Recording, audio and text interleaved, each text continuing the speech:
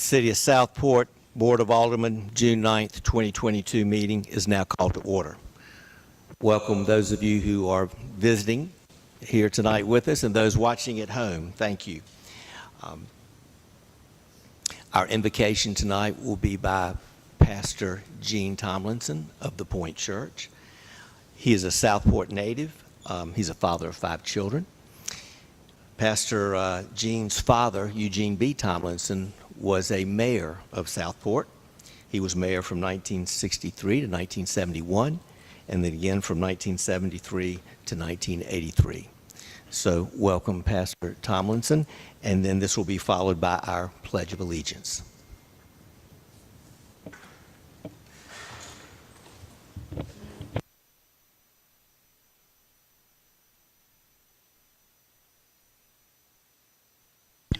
Of being able to pray for you folks, and it really is a distinct honor. And I'm going to pray, but I'm going to take advantage of this microphone, as a pastor will after I pray, to indulge y'all in just some memories. So Father God, we come to you in the name of Jesus, and we thank you so much for the city of Southport, for our founding fathers, for our rich heritage, our history. Lord, we thank you for so many who have come here and served this city and have come to offer their wisdom, their knowledge, and leadership gifts to plot the future of this town. Lord, we know that change has to come, and we just pray that even as we discuss change and move into change and the governance of such change, that, Lord, people will hear your voice and move in a manner in which you can bless everything we do in this town. It's got a long, rich history, a Christian history, and we thank you for that. So, Lord, be with each one of these members, be with each one of the folks offering input tonight, and just let them express clearly and let it be responded to clearly in such a manner that it's in the good for all folks. And we just thank you that we can come to you in the name of Jesus that we pray. Amen. Y'all can be seated. I've got a 2 3.5-month-old puppies, and they are just they're a bundle of energy. And I took them outside this afternoon. We live on River Drive, and our house faces the river, and I'm on the plus side of 65, and for some reason I was just prompted to sit down in my side yard on the grass, not in a chair or anything, and look at the river. And when I did, my puppies sat there too. And I mean, they just sat there like it was a spiritual moment for them. And and as I looked at the river, and as we think about approaching 4th of July and everything, I remember coming in this building when it wasn't this building. I remember when it was the old, I think, USO building, and, you know, before it burned down and before Randy was born and his brothers and I were getting in all kinds of trouble in the neighborhood. They were our neighbors. And the events, the dances, the fundraisers, the children's games on the lawn, the donkey ball games down here at Taylor Field. Dad was the mayor, and he'd always get on these donkeys that didn't want to run. But Dad was a kind of nifty sort of fella, and he had a stick, and he tied a carrot to the end of the stick and held it out in front of the donkey so the donkey would run.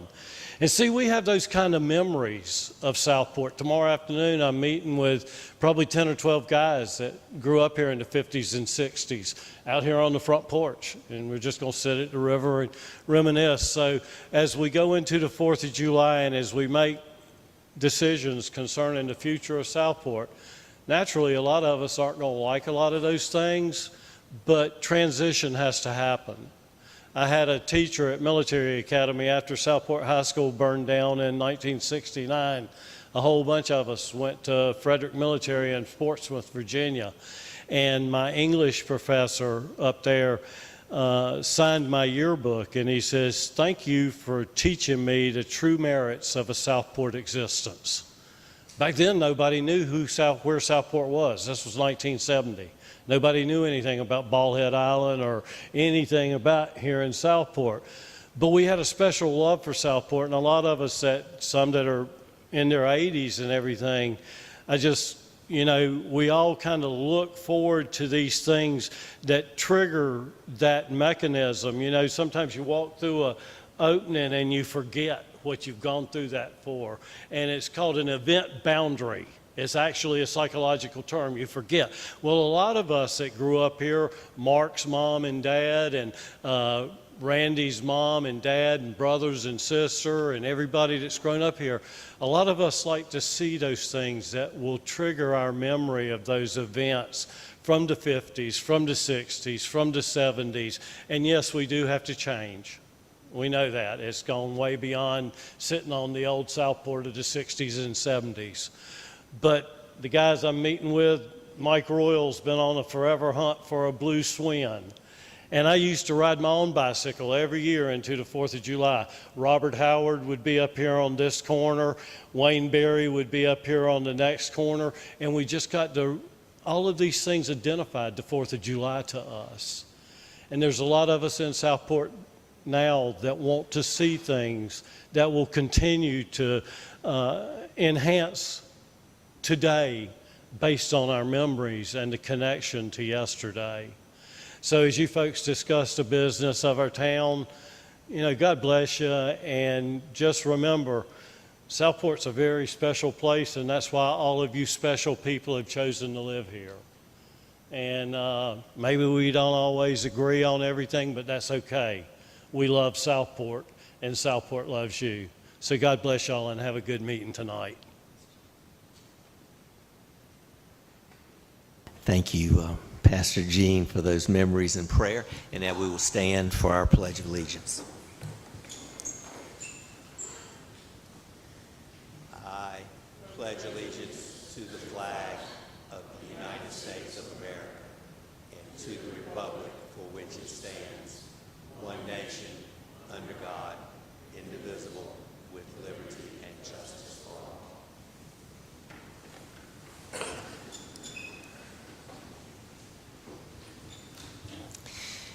Item D, public comment. Madam Clerk.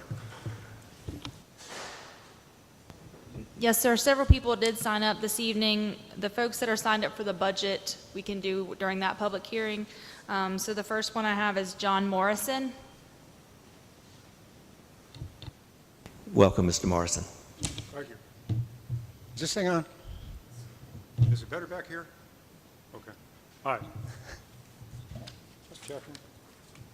My name is John Morrison. My wife, Vicki, recently wrote a letter to the State Board pilot expressing some concerns about the Indigo project. In fact, it's published just this week. She's asked me to convey in her absence a few other thoughts that she had, and I will commence quoting. Can you all hear me okay now? Can you hear me okay? Is that better? Ooh, okay. Let me start by stating that I believe East-West Partners are reputable developers and not a fly-by-night operation. That being said, let me put forth the math for this new development. The Indigo 2 plantation proposed development is a total of 375 acres. There are 65 acres of wetland, 75 acres of open space, leaving a balance of 235 acres. Also proposed is 80,000 square feet for commercial. Not included in regard to available space for residential units and commercial space are retention ponds and roads. Currently, the property is zoned R20, 1.8 houses per acre. The aldermen have the power to overlook this zoning and allow an extremely dense build. Even assuming 235 acres remain, can you imagine what 1,500 units will look like on this land? I also would ask if it is appropriate or fair dealings to only allow Karen Mosteller and John Allen to convey their personal beliefs to the planning board instead of bringing forth ideas from 4 or more of the aldermen. Why is this restriction being placed on the remaining aldermen? In the past election, our aldermen, our mayor, all promised transparency. What happened? As for the roads, there is a North Carolina law that prohibits the private developers from using eminent domain on state roads for their private development. The reports you are receiving that Robert York Road will be made accessible onto Route 211 are not accurate. 9th Street does not address the public safety issues regarding the blockage of both lanes in front of the elementary school twice a day. This blockage will hamper first responders from accessing the school during any potential emergency. End of quote. Now just a couple comments from Mr. Vicky. Questions come up, sorry. Hello. The questions come up often, how long does it take for you to complete this project? I'm told about 10 years. That's about 10 years of commercial construction trucks causing unfair wear and tear on our roads. We, Southport citizens, will be presumably responsible for the maintenance or the cost of the maintenance of those roads. So much for tax revenue. Upon completion of this project, we are no longer small town USA. That's gone, never to return. So we must ask ourselves, do we want to be Mayberry RFD or Manhattan? I choose Mayberry. Thank you.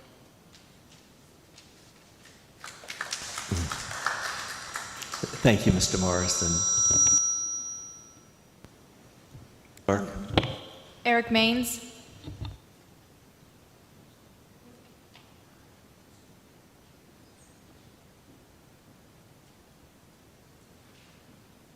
Hey, good evening, everyone. So, my name's Eric Maines. I worked for the City of Southport as a police officer for about 5 years. That makes up for about 15 years experience of me being a police officer. I have worked in very rural places as a sheriff's deputy where we only had one person a shift. I worked for the Airport Authority in Wilmington back when they had their own police department, and a variety of other agencies as well. I too, like our last speaker, wrote a letter to the State Port Pilot. Some of you probably have read. I'm not going to rehash it word for word, but I continue to have a great interest in this community. I love it. I wouldn't have served here for 5 years if I didn't, and if not for the fact that I had a chance to go and consult now for police departments across our country, I'd still be working here. But when I watched the last budget workshop, I saw Chief Corey, okay, who used to be my boss, explain why we need more officers in our city.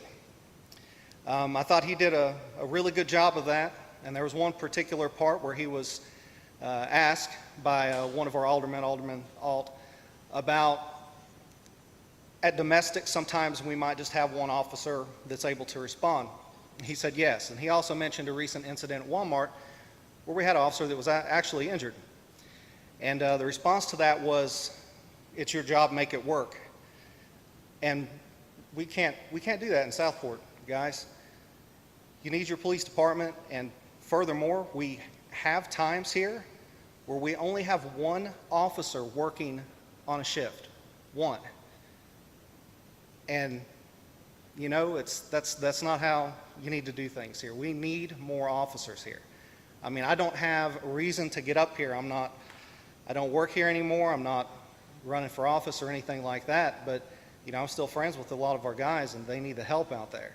You know, I have been the officer responding to calls out here before where I've had to wait 20 minutes to get help. My family deserved better then, and our officers' families deserve better now. We really, truly need to get them more help. And I'm a little surprised that as former law enforcement, I'd like Mr. Alt to really look at that a lot closer. And thank you all for your time.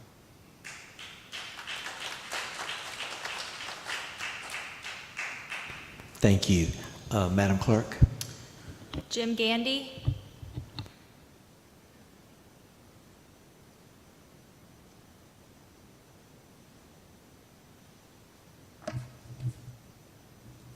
Good evening, Mr. Mayor, Board of Aldermen, residents of Southport. Thanks for the opportunity to speak to you tonight.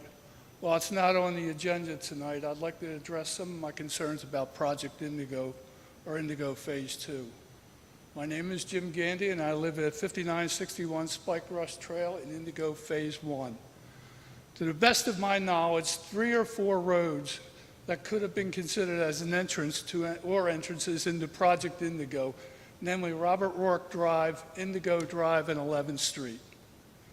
Not surprisingly, given the fact that the developer has no clue about the traffic issues in Southport, They managed to pick the two worst roads for the purpose of accessing House Street out of this proposed new development, Robert Rourke Drive and Indigo Drive. The two entrances currently proposed by Project Indigo will create significantly more traffic on Robert Rourke Drive and Indigo Drive, which connects to 9th Street and already has major traffic problems due to school traffic twice a day. 11th Street has a far less residential dwellings that access House Street, as do 9th Street and Indigo Drive and Robert Rourke Drive. If Project Indigo is approved by the Planning Board and ultimately the Board of Aldermen, which I strongly urge them not to, 11th Street should be required to be the entrance and not Robert Rourke Drive or Indigo Drive. For anyone interested, I have copies of pictures showing time sequence of the backup on 9th Street when school's in session. In the marina area at the end of Indigo Drive, which is 9.4 acres, the developer proposes 188 residential units, which works out to be 20 dwelling units an acre. However, in the document dated March 16, 2022, directed to the Board of Aldermen and Planning Board from the city planner, Thomas Lloyd, the last paragraph on page 2 of the document states, the UDO allows 6 units per acre for PUDs. That's 6 units per acre for PUDs. The 20 dwelling units an acre proposed by the developer of the marina area is more than 3 times the amount allowed by the UDO and far exceeds the 6 units per acre for PUDs. The developer should be required to comply with the UDO allowance of 6 units for PUDs at the marina area. Failure to do so should be adequate reason to turn down the development. Based on the UDO's allowance of 6 units per acre for PUDs, less than 60 residential units could be allowed at the marina area. The developer also proposes 3- and 4-story condos at the marina area, which does not reflect and is in conflict with the type of residential units currently in Indigo Phase 1. Indigo Phase 1 consists of single-family homes and townhomes. 3- or 4-story condominiums do not conform to the character of the residential units in Indigo Phase 1 and should not be allowed. In order to reflect the character of Indigo Phase 1, any proposed residential units at the marina area should be limited to townhomes or duplexes or a combination of both. And as indicated above, should be limited to less than 60 units in order to comply with the UDO allowance of 6 units per acre for PUDs. In addition to the above, the developer also proposes to have retail shops and restaurants at the marina area. A restaurant or retail shop should not be permitted at the marina area as they are in conflict with the residential neighborhood character of Indigo Phase 1 and would bring unnecessary vehicle traffic down 9th Street and Indigo Drive. There are currently no restaurants or retail shops in residential neighbors in Southport. All restaurants and retail shops are located in the commercial corridor along House Street and Bay Street in the Yacht Basin. Since the marina area is contiguous with an integral part of Indigo Phase 1, any development should be limited to residential units and conform to the character of Indigo Phase 1. The Project Indigo development further includes what the developer calls a residential core area, having 581 residential dwelling units on 58.1 acres. That's 10 dwelling units an acre, again exceeding by almost double the UDO allowance of 6 units per acre for PUDs. According to the developer, the residential core area is to be composed of single-family detached, single-family attached townhomes, multifamily, duplexes, assisted living, and senior living units, in addition to 60,000 square feet of non-residential retail and offices, all on 58.1 acres. I don't know about you, but that sounds to me like a development in some major metropolitan area, which is where East-West partners have primarily built developments. This is a little town, folks, a little town. We've lost sight of that. This development has no place in a small town like Southport. Of course it gets worse. Residential core area is in close proximity to the marina area. And from the site map, it's clear from people living there, we'll use Indigo Drive to get into and out of the proposed development. That means vehicle traffic from 581 residential dwellings going down 9th Street, past an elementary school to get to House Street. That's just what we need. More vehicles traveling back and forth in the area that is precariously dangerous where school is in session 9 months of the year. That's not including the additional vehicle traffic that will be accessing 9th Street and Indigo Drive to get to retail and office proposed in the residential core area. This is tragic, folks. And it's clear that this developer knows nothing about the traffic problems in Southport. If they did, common sense would have told them not to have an entrance to this proposed development off of Indigo Drive.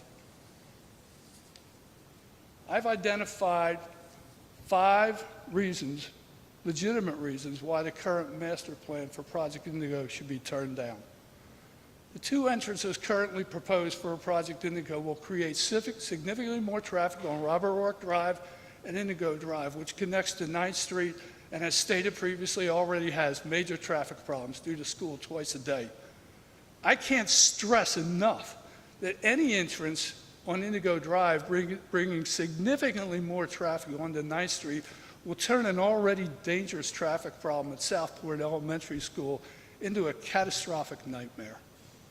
It would be unconscionable for the Planning Board and ultimately the Board of Aldermen to approve an entrance for Project Indigo on Indigo Drive, given the seriousness of the school traffic problems currently on 9th Street.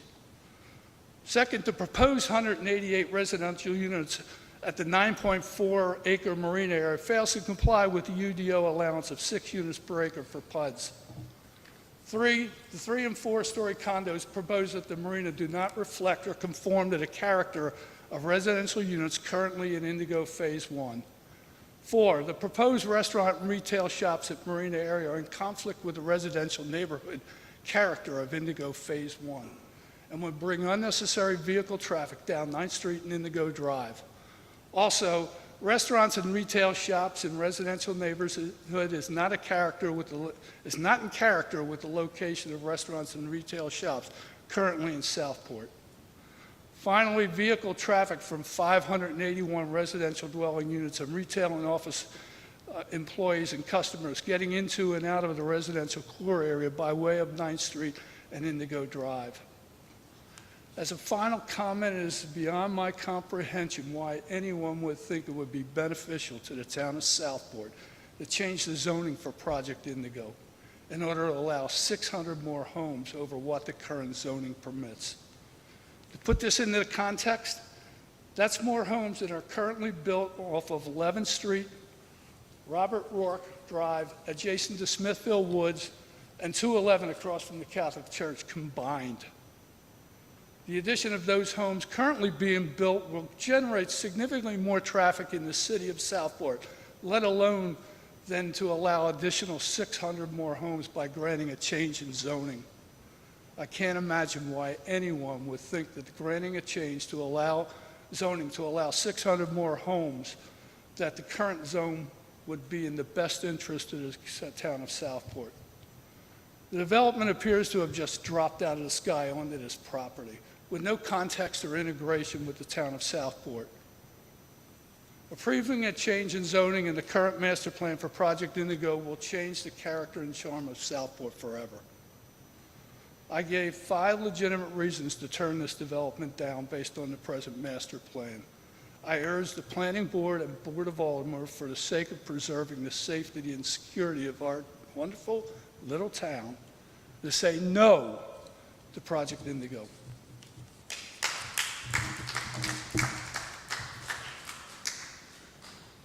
Thank you, sir. Madam Clerk. Laura Sharkey.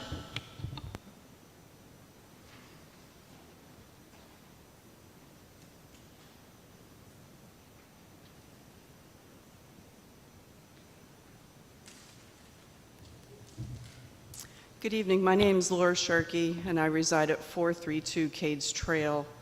The topic I'd like to speak on tonight is the Old City Hall. And when I start speaking about it, the first thing I'm going to put right out there is Up Your Arts is a great organization. Up Your Arts has done a lot to promote arts, has increased the visibility of the different kinds of functions that we have here culturally. They've supported different kinds of events like the Plein Air Festival and whatnot. So my comments are not related at all to that organization or the people that serve on that board. I have a lot of respect for Up Your Arts. What I do want to bring forward, though, is that we're currently looking at a memorandum of understanding to allow a nonprofit to attempt to preserve a historic building. And that is one option that was brought forward, but it's not the only option. If we go back in history, there was a second option. There was a second option presented by the school of government in which you put the property on the market.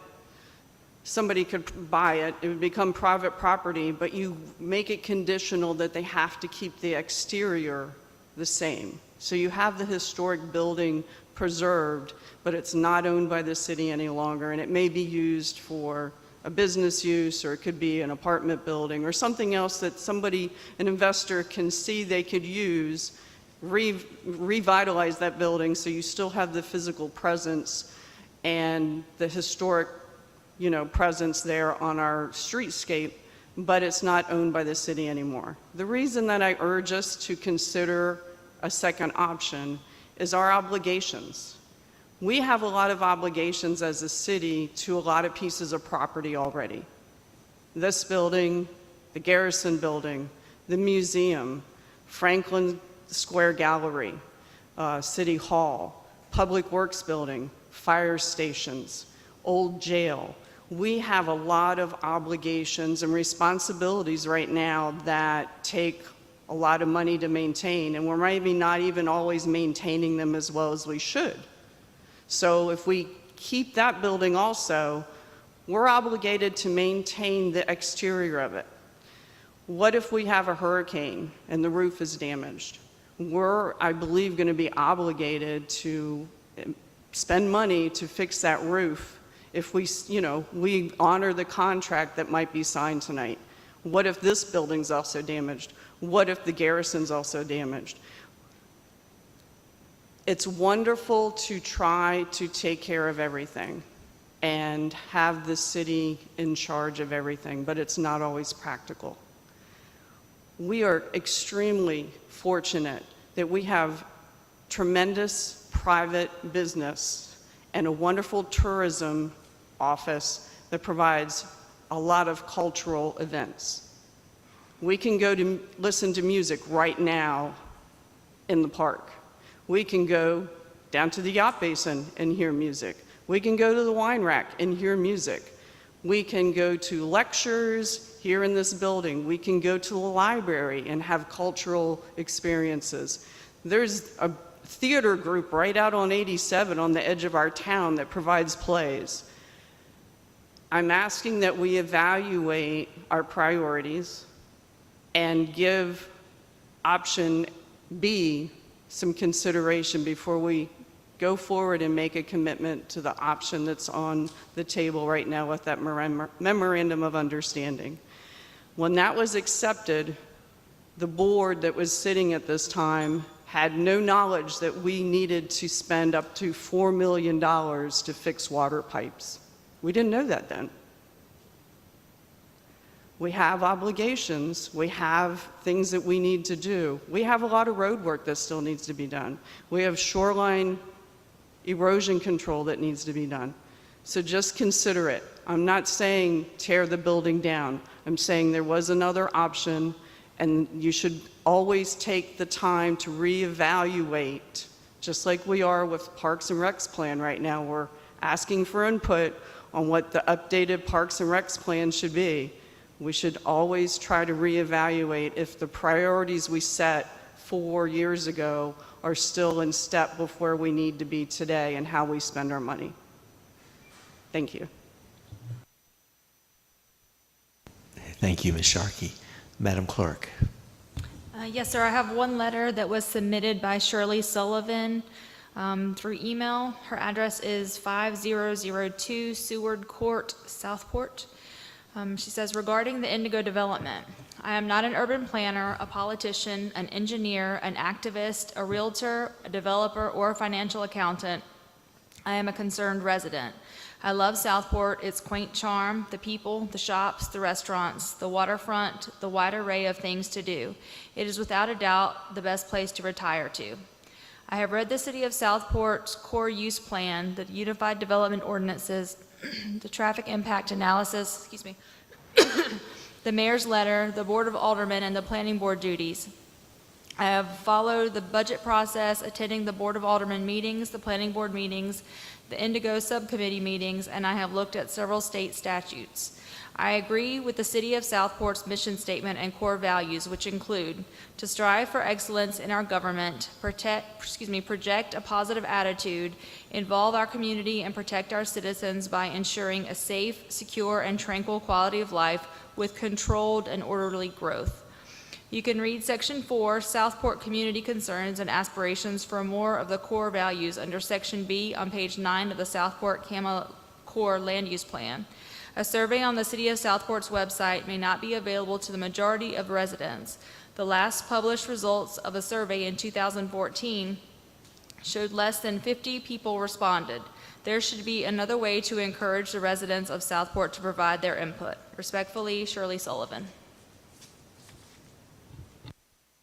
Thank you. Is there anyone else here that did not sign up that would like to speak in public comment? Then, oh, Ms. Kirkman, please. Then, Ms. please Kirkman, speak. did you want to speak about the budget? Well, that'll come at the public hearing on the budget. Yes. Yes, Ms. Kelly.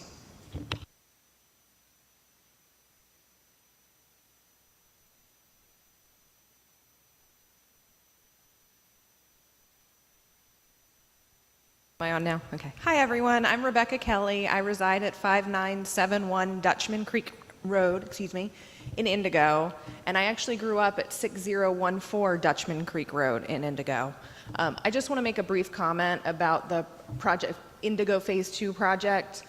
Someone had mentioned to me that, well, since the Bald Head Island Ferry was previously in that neighborhood, we were used to that traffic coming back and forth. My concern with that is the Bald Head Ferry in the time that it was actually in Indigo didn't have nearly as much traffic as what it has now, and it was highly seasonal, so it didn't conflict with the elementary school traffic for most of the time. So those are just two things I wanted to mention to make sure that everyone's thinking through that as we're looking at Project Indigo, and the developers are saying, well, we've already had something there. They saw that they were growing and there was a traffic impact that was a concern years ago and made a decision to move that ferry landing because of it. Thank you so much. Thank you. Anyone else that would like to speak on a general topic not covered in the public hearing, the budget, the zoning, that type thing? Okay, great. Thank you. Item E is approval of the agenda, and I will entertain a motion to approve with the removal of item H6, the ABC Board Committee appointment. Mr. Mayor, I'd like to take this opportunity to just disclose my conflict regarding H7. Yeah, that will come at after reading of the ethics, yes, absolutely. But in terms of the agenda, I'll entertain a motion. Okay, thank you, Alderman Allen. Is there a second? Second by Mr. Lombardi. All in favor of approval of the agenda as amended? Any opposed? Motion carried. Thank you. The ethics statement: if any members know of any conflict of interest or the appearance of a conflict of interest concerning matters on the agenda, please so state at this time. Alderman Carroll. I sit on the board of directors for Up Your Arts, so H7, I do have a conflict. Thank you. Duly noted. Anyone else with a conflict? Okay, thank you. Item F, approval of the consent agenda with the amending of items 4 and 5. They are to be removed from the consent agenda. Is there a motion? Mayor Pro Tem Mosteller for approval of the consent agenda as amended. Is there a second? Second by Mr. Lombardi. Any further discussion? Okay. All in favor? Okay. Any opposed? Okay. Motion carried. Thank you. On our consent agenda, we have minutes from 3 meetings from the special budget workshop on May 9th, special budget workshop minutes from May 10th, and the regular Board of Aldermen meeting on May 12th. We have a resolution to extend and make retroactive Families First Coronavirus Response Act, and we're doing that because we're continuing to see cases, and we would just like to, the board would like to reinstitute this assistance to our employees. Item 7, F7, is a budget amendment for the Fireman's Fund. They raised more funds than they thought they would, so they're just going to put that back into the fund. So there's a amendment for that. And we have 2 resolutions. One is for the closing of the capital project budget ordinance with NCDOT. And then we also have the resolution for the closing of the capital project budget ordinance for the House Street Sewer Replacement Project. $160,000 will be put back into the Water and Sewer Fund. And then item 10 is the transfer budget amendment. And basically, this is where the city zeroes out their budget for the year, transferring funds. We have to have a balanced budget in the beginning, and then we have to have a balanced budget when we close out the fiscal year.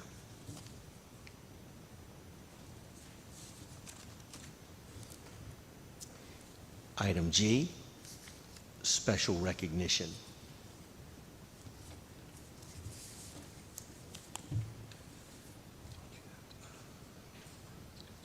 Did I do that or not? Oh, and then since I thought I had done that.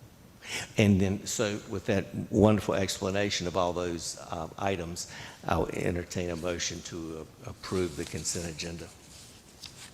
Mayor Hayden, you already did that. That's what I thought, Yeah. but he had said,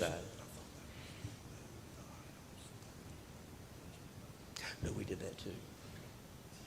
But no, I thank you for that, and I always listen to the city manager. Maybe I should refrain at times, but anyway.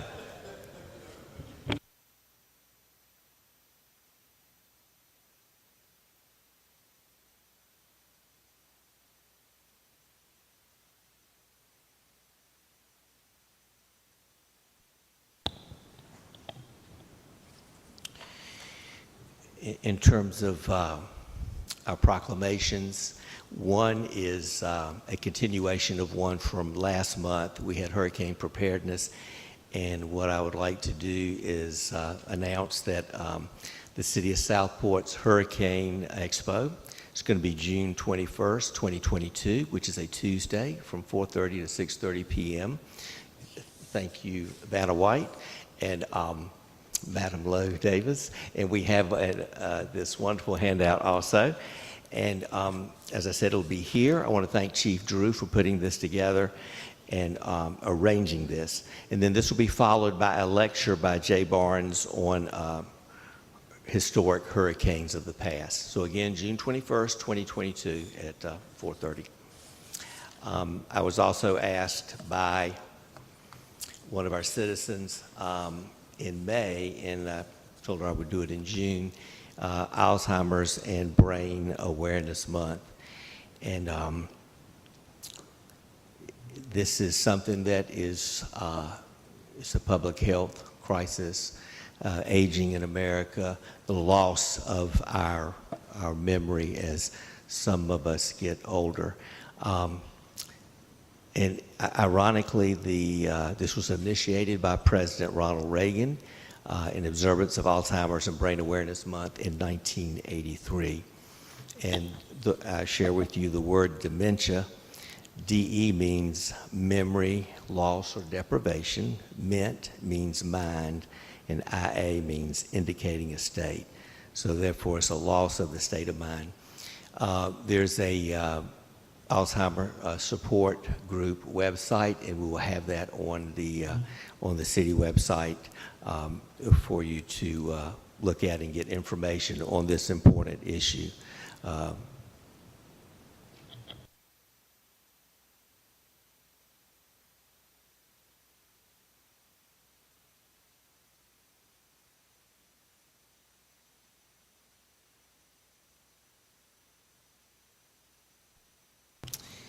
Our next proclamation is the proclamation to celebrate the anniversary of Juneteenth.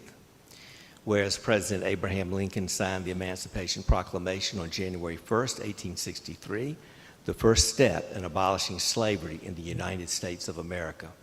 And whereas word about the signing of the Emancipation Proclamation was delayed some 2.5 years to June 19th, 1865, in reaching authorities and African Americans in the South and Southwestern United States. Whereas the news reached Texas when Union General Gordon Granger arrived in Galveston Bay with Union troops. It was on June 19, 1865 that he announced, and I quote, "The people of Texas are informed that in accordance with the proclamation from the Executive of the United States, all slaves are free."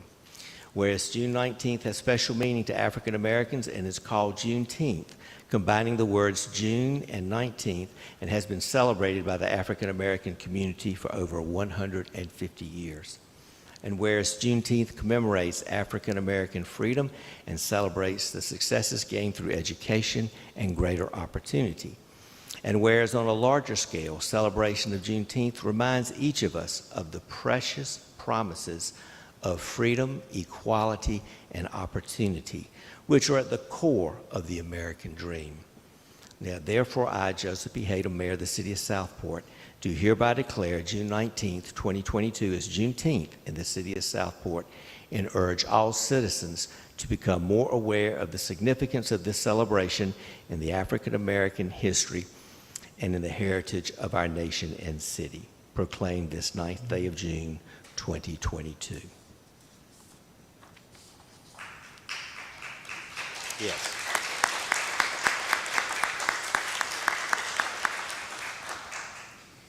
Our last proclamation is a proclamation of heroism, and I'm happy to see former Mayor Harper Peterson and also Captain Villano here in the audience. If you would please come up.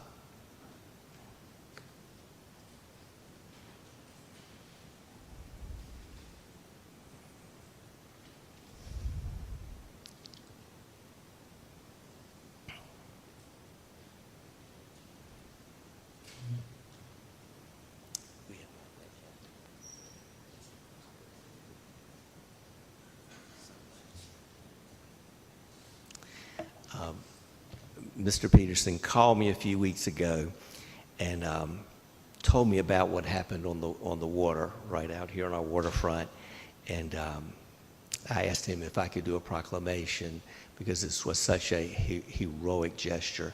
And I called Captain Villano, and he said he would be willing to come also. And I'll have both of them speak, but I want to read the proclamation. We'll take a picture, and then I'll have both of them speak.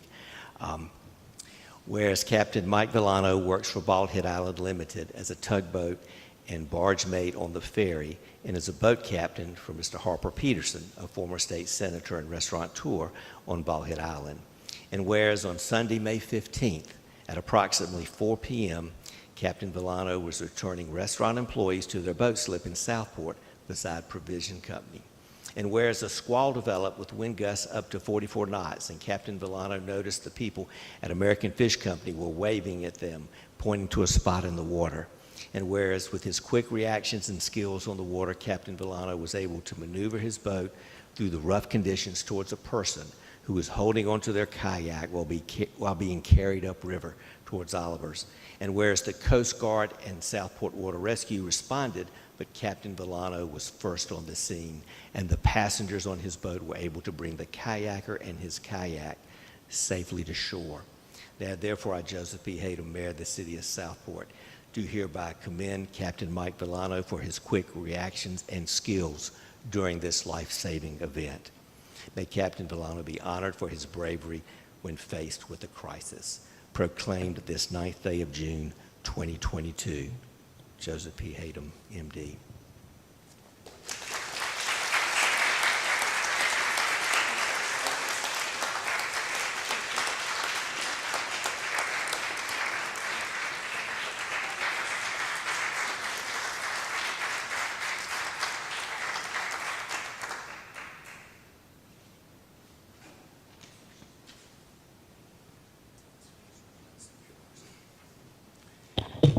Thank you, Mayor Hayden, members of the council, city staff, residents of Southport, Brunswick County, and North Carolina.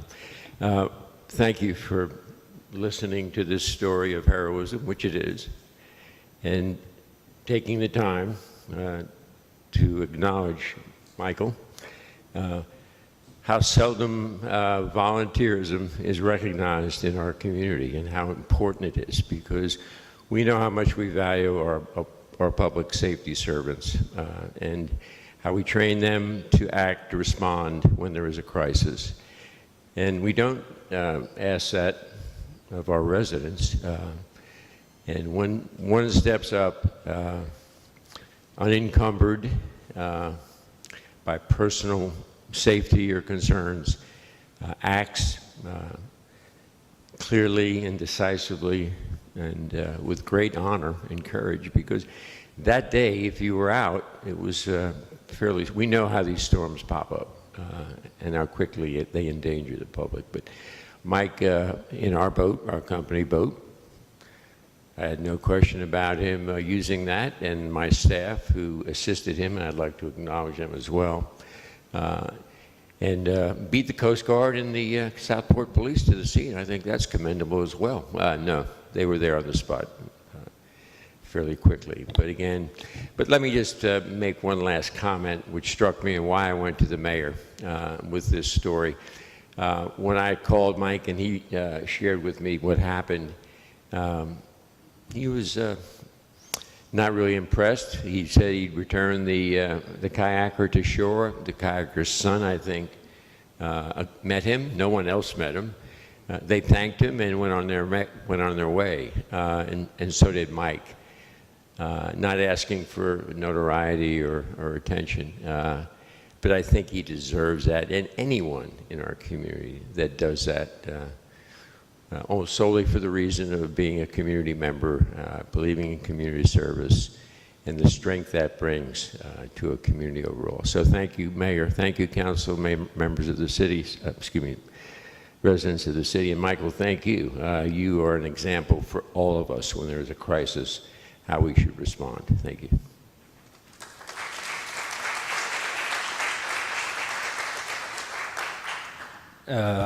Thanks everybody for having me out here today.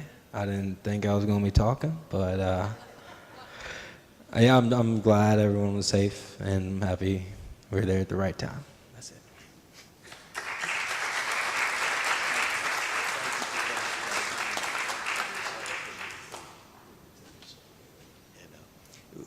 When I called in and talked to Captain Villano, he's a very modest young man. He said he just happened to be in the right place at the right time, and indeed he was. And it's not often we get to see and meet heroes like this, but we have heroes in our city. I'm looking at some of them right now, everyone who works for the city, and particularly our public safety officers, our fire, police, and EMS.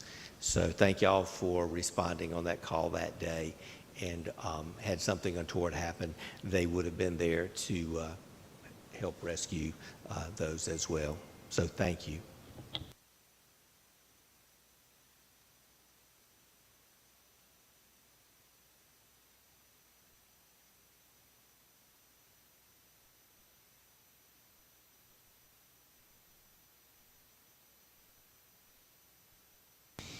Item H.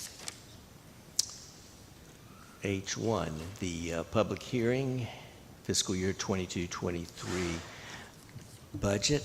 I just have a few comments, and then I will turn it over to Mr. Hargrove. What I'd really like to, just very briefly, is, just explain a little bit about the budget, in particular the 10-cent ad valorem tax increase. We're here to provide quality services and what our citizens request and expect. So this will help to support that. We need competitive salaries for our employees, an 8% COLA and a 2.5% merit raise. And this is to retain and recruit employees. Equipment, the right tool for the right job, to be successful to provide services. I can tell you that public service was on Burrington today, and the job they did in trimming the trees and the right-of-way and that type thing. And we need the right personnel, and we need the right equipment. Maintenance. Look what happened to the courthouse.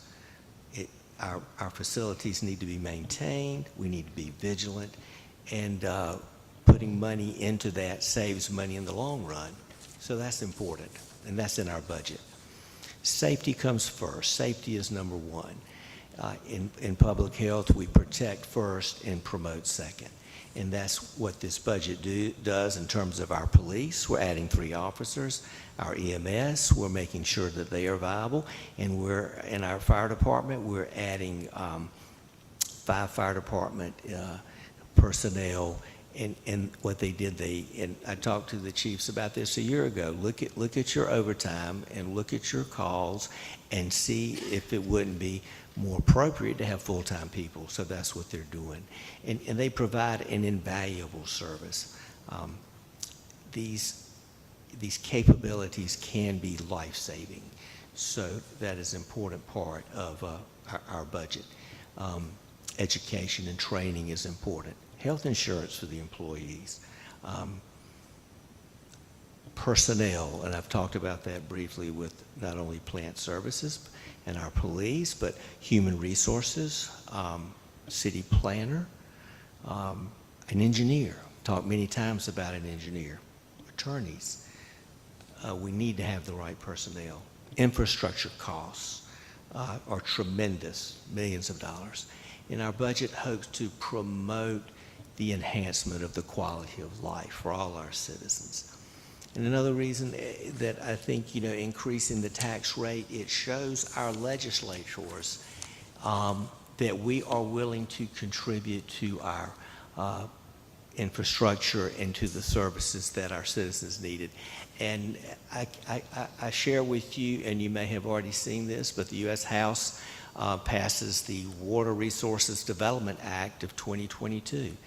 My good friend Representative Rouser was intimately involved in this. He's the ranking member of the Transportation and Infrastructure Subcommittee on Water Resources and Environment. And I've been to see him in Washington, D.C., and I plan to go again. I want to make sure that this passes the House. We want to make sure it passes in the Senate. And this included shoreline and river restoration. And so here is the money, hopefully, that we'll be able to use for shoreline stabilization. It's good for our city, it's good for our state, it's good for our nation. And Southport is mentioned in the bill, and it says this will help the city of Southport increase the resilience of their riverbanks by repairing erosion caused by boat traffic, and will help prevent extensive damage from future storms. So there are many reasons that I feel like this budget really helps to move our city forward. And I will now turn it over to Mr. Hargrove for further discussion. Thank you, Mr. Mayor, Board.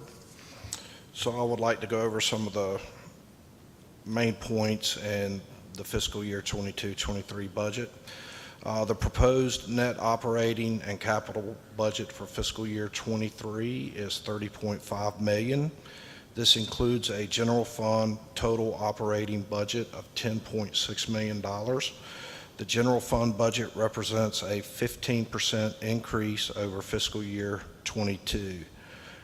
The proposed fiscal year '23 capital improvement program totals $793,000. The fiscal year '23 proposed budget includes a 10-cent property tax increase from the fiscal year '22 adopted tax rate of 0.2965 per $100 of valuation to 0.3965 per $100 of valuation. This will increase our support for employee compensation and the addition of much-needed staff to promote organizational efficiency. The fiscal year begins on July 1, 2022, and will end on June 30th, 2023. Some of the highlights of this budget include a full 8% cost of living adjustment for all full-time employees. This budget also includes a 5% merit raise for qualified employees. This budget provides $250,386 in support for the Southport Fire Department EMS services.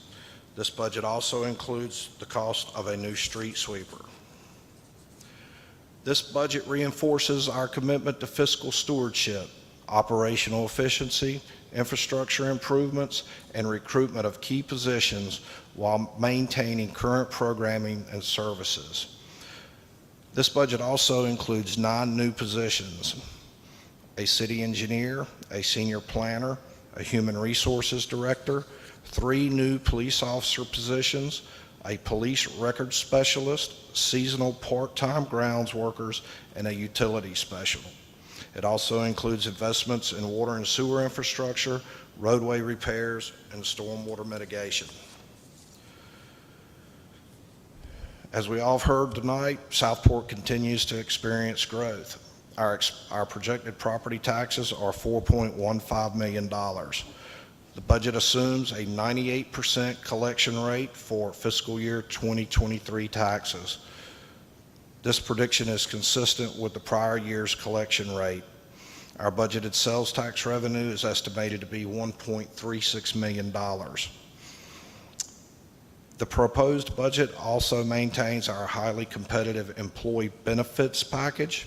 Our health insurance rates remain stable. In fact, through diligent negotiation has resulted in a 2% decrease in health insurance rates. All regular full-time employees are covered under the North Carolina Local Government Employees Retirement System. Employees contribute 6% of their annual salary on a tax-deferred basis. The investment in infrastructure that this budget includes is for street improvement projects, lift station rehabilitations and hydraulic repairs, sidewalk planning and projects, the Kingsley Pier rebuild, which will be funded by FEMA, stormwater planning, the pedestrian corridor in the yacht basin.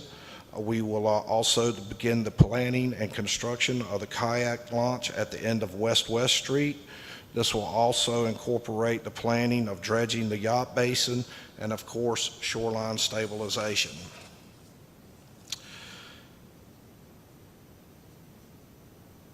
Those are pretty much the highlights of this budget. So I'll turn it back over to you, Mayor Hayden, to open the public meeting and comments, and we can move forward from there. Thank you, Mr. Hargrove. I now declare the public hearing open, and anyone who would like to comment on the budget may come up and please speak. I believe Ms. Kirkman, you wanted to speak, and we'd start with you.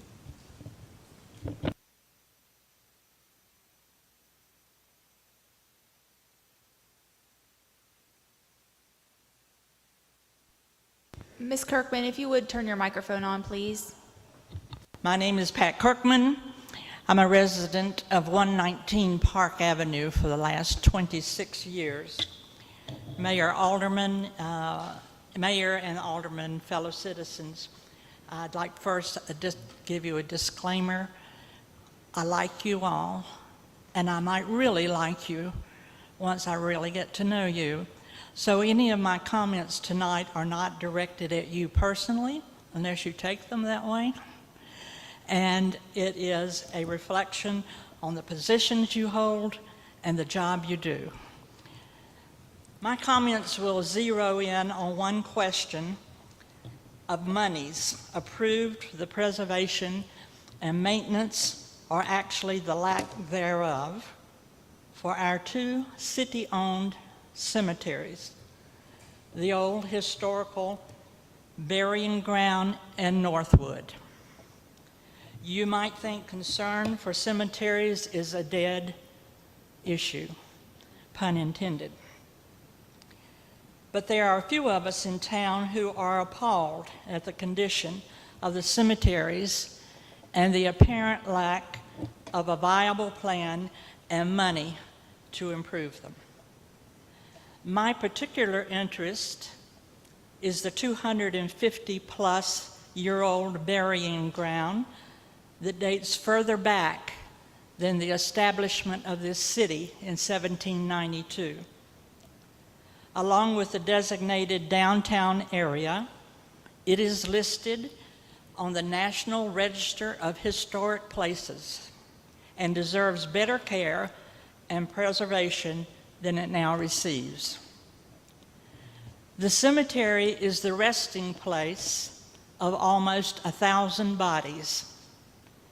Many of these persons were the leaders and providers of the legacies that we have today, that make this place the place we enjoy living. We must not let their burial space be left uncared for and neglected. Have you been there lately? A lot of visitors stop to view the old cemetery.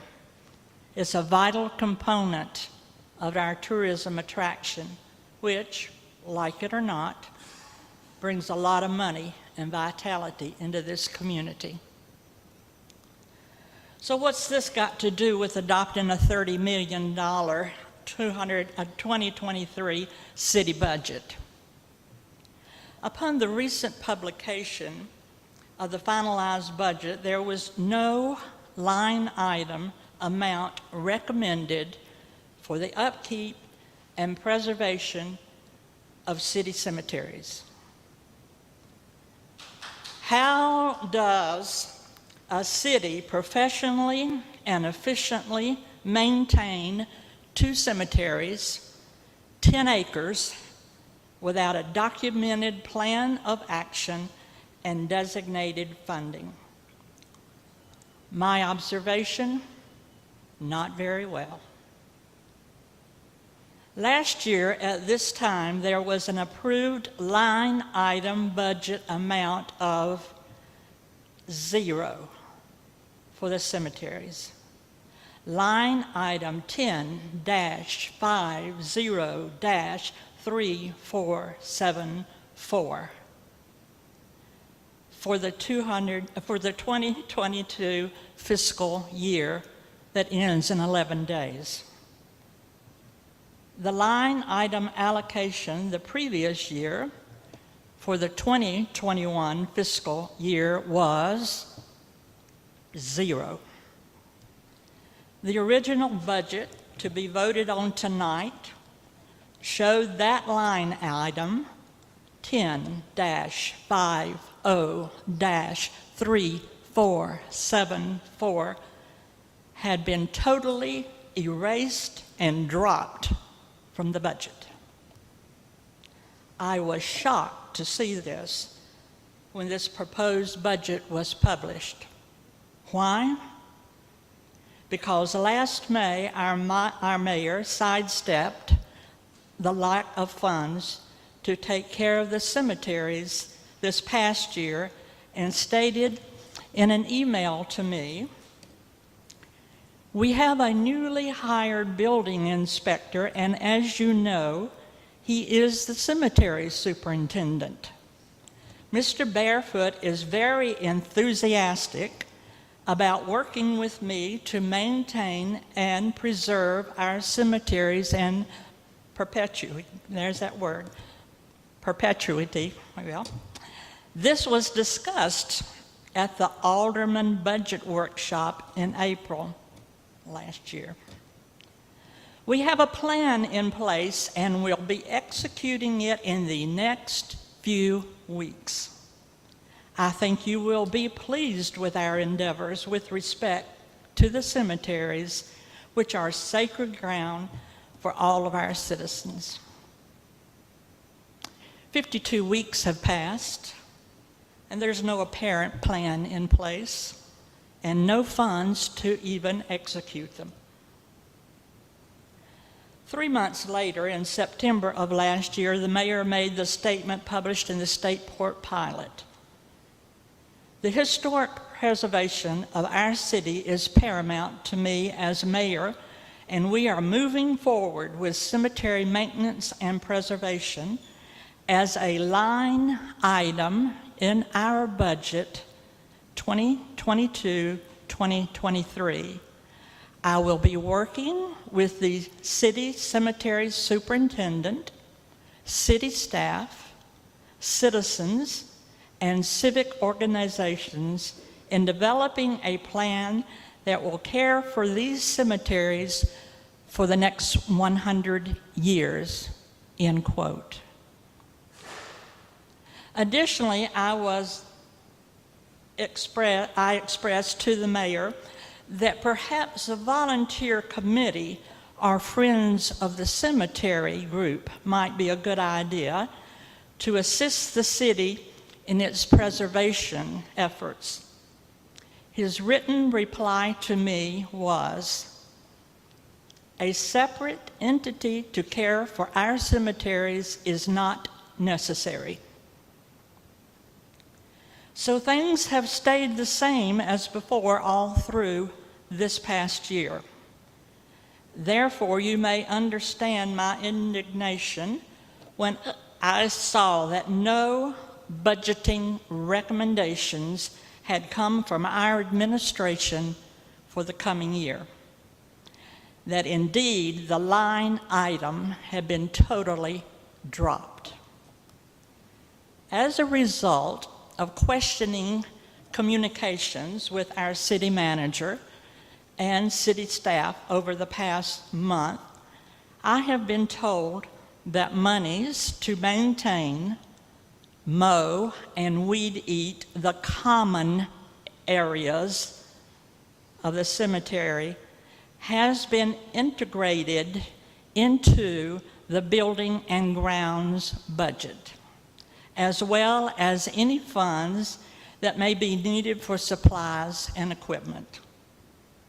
The only place the word cemetery was mentioned in this entire budget was in the building and grounds explanations, page 33, Northwood Cemetery trees cutting $5,000. Where is the promised action? Where's the plan? Where's the money? Where's the pride in our historical heritage? Last Friday, you aldermen, the mayor, and city staff held an open meeting without allowing public comment for a final discussion on this budget. I watched live streaming online as much as I could while I was driving. Prior to that meeting, I emailed all 6 aldermen my concerns about the missing cemetery allocation. I was politely acknowledged by only 2 of you.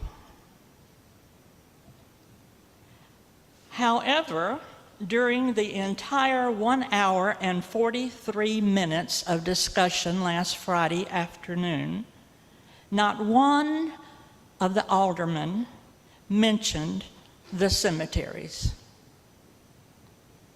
Our mayor had this to say in his opening remarks, verbatim: "We think about historic preservation, and part of that, as I've said before, the maintenance of our Southport Cemeteries, Northwood, the burial ground, John Smith Cemetery. It's important that we do this, and I want to reassure those who had doubts that there's money in the budget for cemetery maintenance, and there will be, as I stated in an update published in the pilot, there will be a line item for the cemeteries. By the way, John N. Smith, and I ended the quote there, and now the by the way, John N. Smith Cemetery on Leonard Street is not city-owned. It is a non-profit entity overseen by a very capable and active board of directors. In an email from Mr. Hargrove this morning, I was advised that the budget now has a cemetery line item recommendation in the amount of $1,200. Yes, $1,200, $1,200 for the cemeteries. And this might be the time for me to interject that I want to go on record as a tax-paying resident citizen that I oppose the approval to spend $250,000 on a street sweeper. Okay, I'm sure you would like me to go away now and be quiet and let the aldermen vote to adopt this budget, which they probably will, and just hope for the best. Well, we're not getting the best, and I'm not burying the subject. I'm on a mission now to care about our cemeteries and to keep you, the public, and you, the caretakers of our city, up to date on this issue. You may email me at any time, patkirkman@gmail, that's easy, for any information that I have gained, and I will be sharing it publicly as well. Thank you for this time and for your attention.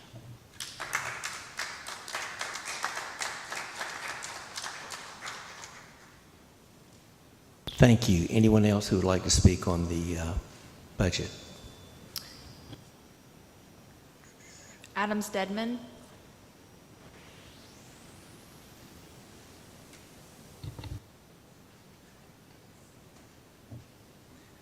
Good evening. Thank you for permitting me to speak. I'd like to say a few things regarding the budget. I spoke with the city manager and 3 of the aldermen directly, and I really appreciate all of the input that I received and all the, the time that was spent, humoring me with responses. I'm not a municipal expert. I'll be first to admit. I do generally oppose a 10-cent increase just based on the fact that it's a 35% increase on the current rate. I do agree that a lot of the expenditures are necessary. I mean, I don't think it's really feasible to say that, well, we should have a 0 tax increase. I think the reality is with inflation and with, public employees, the cost of living and merit increases, I think are justified. I do have an issue with respect to the street sweeper. I think given the fact that the shortages that we've seen, the supply shortages and inflation, any vehicle at this point would be pretty much bought at the very peak of the market. I mean, that's just the reality. I mean, with supply shortages and inflation, in most cases, if you wait a year or two, you're going to have, an increase in costs, and, you would end up regretting waiting. In this particular case, in this environment, I would submit that that might not be the case. I mean, everything is just so inflated given, the current environment. There might be there might be a minimal increase waiting from year to year, but in fact, the price might actually go down. I mean, that's just speculation. I don't know. I mean, you can't ever predict what the price of something's going to be a year, 2 years from now. One of my concerns with respect to the street sweeper is the fact that, or at least the initial proposal to use the street sweeper only for Howe and Moore streets. Now, it's my understanding that it could actually be expanded for use throughout the town under certain circumstances. If that's the case, then it would, it might be a better use of money than I'd originally anticipated. It was also pointed out to me that the previous street sweeper lasted for 20 years. But then again, the other side of that argument would be, well, it was used relatively minimally, and, there's also an element of luck when you have 20 years of use. I mean, anything could break down. I mean, you're going to have maintenance costs with respect to that. I would suggest consideration of waiting a year just to see how things turn out. I think the Public Works Department is doing a fairly good job with I admit it is an improvised method to clean the streets, but they're doing a solid job by, the accounts that I've seen, and also by just personal observation with respect to this, to keeping our streets clean. It might not be a permanent solution, but then again, it's, everything's been conducted quite well considering the circumstances. As far as, you also have to keep in mind that, it's a diesel engine, the proposal, and of course, you have the rising fuel costs, which will, inevitably eat into the budget. I feel like, an improvised solution for the next year or so, just to see how things go, see how inflation pans out, would be a better solution. And I also understand that the Public Works Department will be hiring 4 new part-time employees, in accordance with the budget. I think a lot of that work will be directed toward the cemeteries, and as I hope it would be. I think Ms. Kirkman made a good point with that. But I do think there, with the 80 hours with respect to those 4 employees, you might have some surplus time that could be used to facilitate street sweeping without actually purchasing a sweeper. And, we could see how that goes over the next year. And then, also weigh the effects of inflation and costs and see where we are a year from now before committing to such a piece of equipment. I also fully support volunteer efforts with respect to the cemeteries. I think that's a great idea. I think we should support that as much as possible. As far as, the police, I think the police department's done a great job with the current staff. I mean, it's up to the aldermen whether they'd like to add 3 more officers. I think it's a matter of personal opinion whether you want community policing or whether you want, the police department to be more in the background. I would suggest, as a way to save costs in the future, perhaps we could look into a civil patrol. I think, the city manager mentioned that as an idea, something that could be established in the future. Obviously, we couldn't, immediately approve that tonight, but that's something to definitely consider over the next year. And I think that would have the benefit of allowing, volunteer input from, people with much experience, in the past, to basically supplement our department. But I think everyone would agree our police department's done a solid job considering current resources.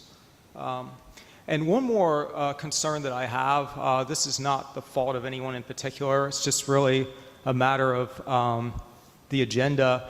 I think it might be best to consider changing the timing of the budget process in the future years. I think it would be best to have the public comment period on perhaps the week before the final approval, vote with respect to the final approval of the budget, so all the public comments could be fully considered within a subsequent workshop, prior to the final budget vote. Because unfortunately, the reality is we all know that there might be some change with respect to the budget, but most of the changes are going to be fairly minor at this point, just given the urgency of approving the budget and the, in accordance with state law.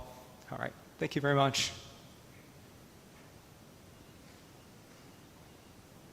Thank you. Is there anyone else who would like to speak concerning the budget? Mr. Spencer.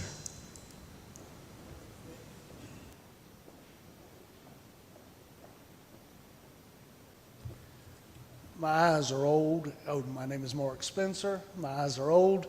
I live at 701 East Moore Street. In previous years, we have had an allocation for our ABC money to go to the elementary school to support special innovative ideas for children and that kind of thing. Is there money in this budget for that? Great. I appreciate the hard work. This is a hard time, budget time. There are a lot of things that need to be done, so we need to sit back and listen. And I appreciate all the hard work. Thank you so much. Thank you. It's nice to see both our former aldermen here tonight, so thank y'all both for being here. Anyone else who would like to speak on the budget? Mayor Hayden, if there's no one else here, I do have 2 more letters to read. Okay. Madam Clerk. The first one is from Mr. Jerry Day at 4131 Maple Leaf Drive. Dear Southport Aldermen, I am writing to express my opposition to the planned purchase of a street sweeper for the city of Southport. It seems that you have the cart before the horse. Why don't we continue to repair our streets with the money we have and worry about much smaller sweeper in the future? At some time in the future, you can investigate purchasing a sweeper that uses alternative fuels. Think of the money you would save taxpayers. Thanks to each alderperson for serving our city. Respectfully, Jerry. And the second one is from Mrs. Kathy Cabral. She is a resident at 308 West Street. In reviewing the proposed 2022-23 Southport budget submitted by Mr. Hargrove, I was struck by how much of the proposed 10-cent ad valorem tax is allocated to personnel additions and salary increases. During a time when the citizens of Southport are faced with increased costs, particularly for fuel and food, an 8% across-the-board salary increase plus another 5% merit increase for eligible employees is a lot to swallow, especially on top of increased water rates implemented earlier this year. Mr. Hargrove says that the pay increases are necessary to help with recruiting efforts. It would be interesting to see the data on salaries from surrounding communities to support the need for this increase. Another point to consider is capital spending. $275,000 for a new street sweeper is a big ticket for a piece of equipment used once a week in an 8-block area. I would encourage the city to consider options to expand the use of such an expensive piece of equipment. Further, other belt tightening should be considered going forward. Fire trucks are critical, but perhaps replacement every 7 years versus 5 years might be a consideration. Many Southport citizens are on fixed incomes. The city needs to recognize the impact of this tax increase, particularly for that group. It needs to be considered in the context of a period of high inflation, especially in food and gas prices. Citizens are sitting at their kitchen tables considering their budgets and determining where belts may be tightened. I would encourage the city to do the same.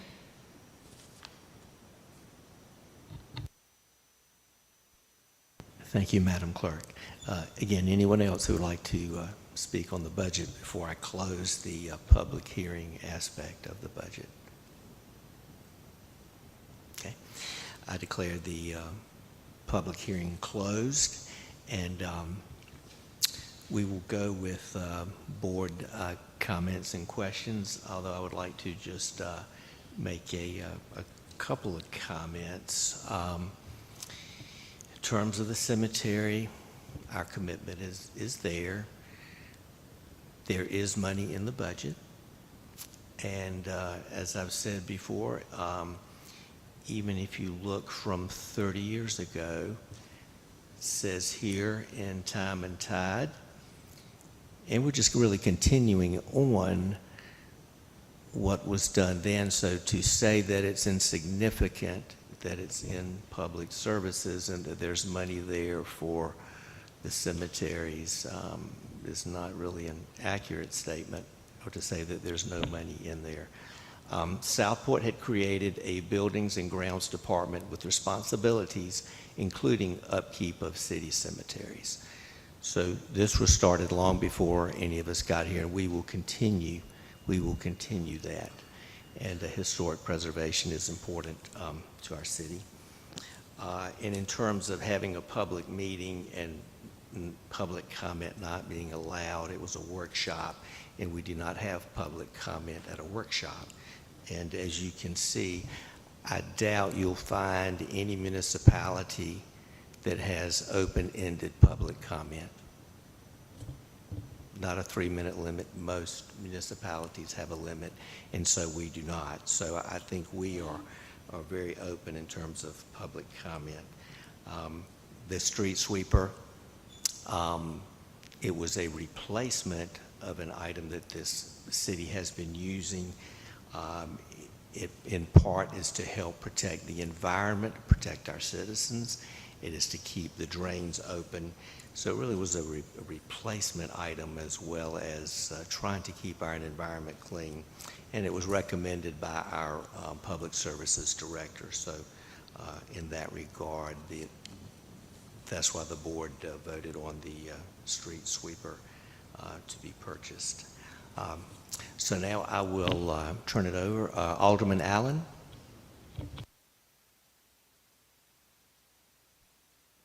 Thank you very much, Mayor. Sorry.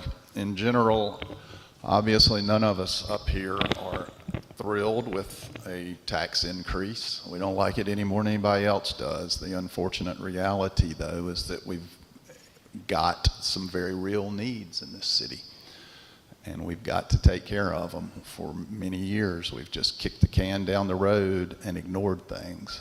And this board has had the courage and foresight to no longer do that. And there's a cost to it. And we've heard, I think, very loudly and strongly from a majority of the citizens that they want us to do that and to take care of our city and to make it more efficient and provide a better level of service to its citizens. As far as the street sweeper, which seems to be getting, I think, way more attention than it really needs, and as the mayor said, this is a replacement of a machine that we've been using for decades, as do virtually all cities around the country. It's a very standardized method of work in virtually every city. The federal government has said that it's a best practice for water quality issues. The use of the street sweeper enhances water quality. It helps prevent flooding. It lowers flood insurance costs. It's part of our community rating that is used to determine flood insurance costs. The reason it's primarily used on Moore and Howe is because that's where most of our storm drains are. The whole purpose of the street sweeper is to clean those streets where the storm drains are, to prevent pollution and trash and dirt and sand from getting in those storm drains and clogging them up and causing a flood and allowing contaminants to enter a water supply.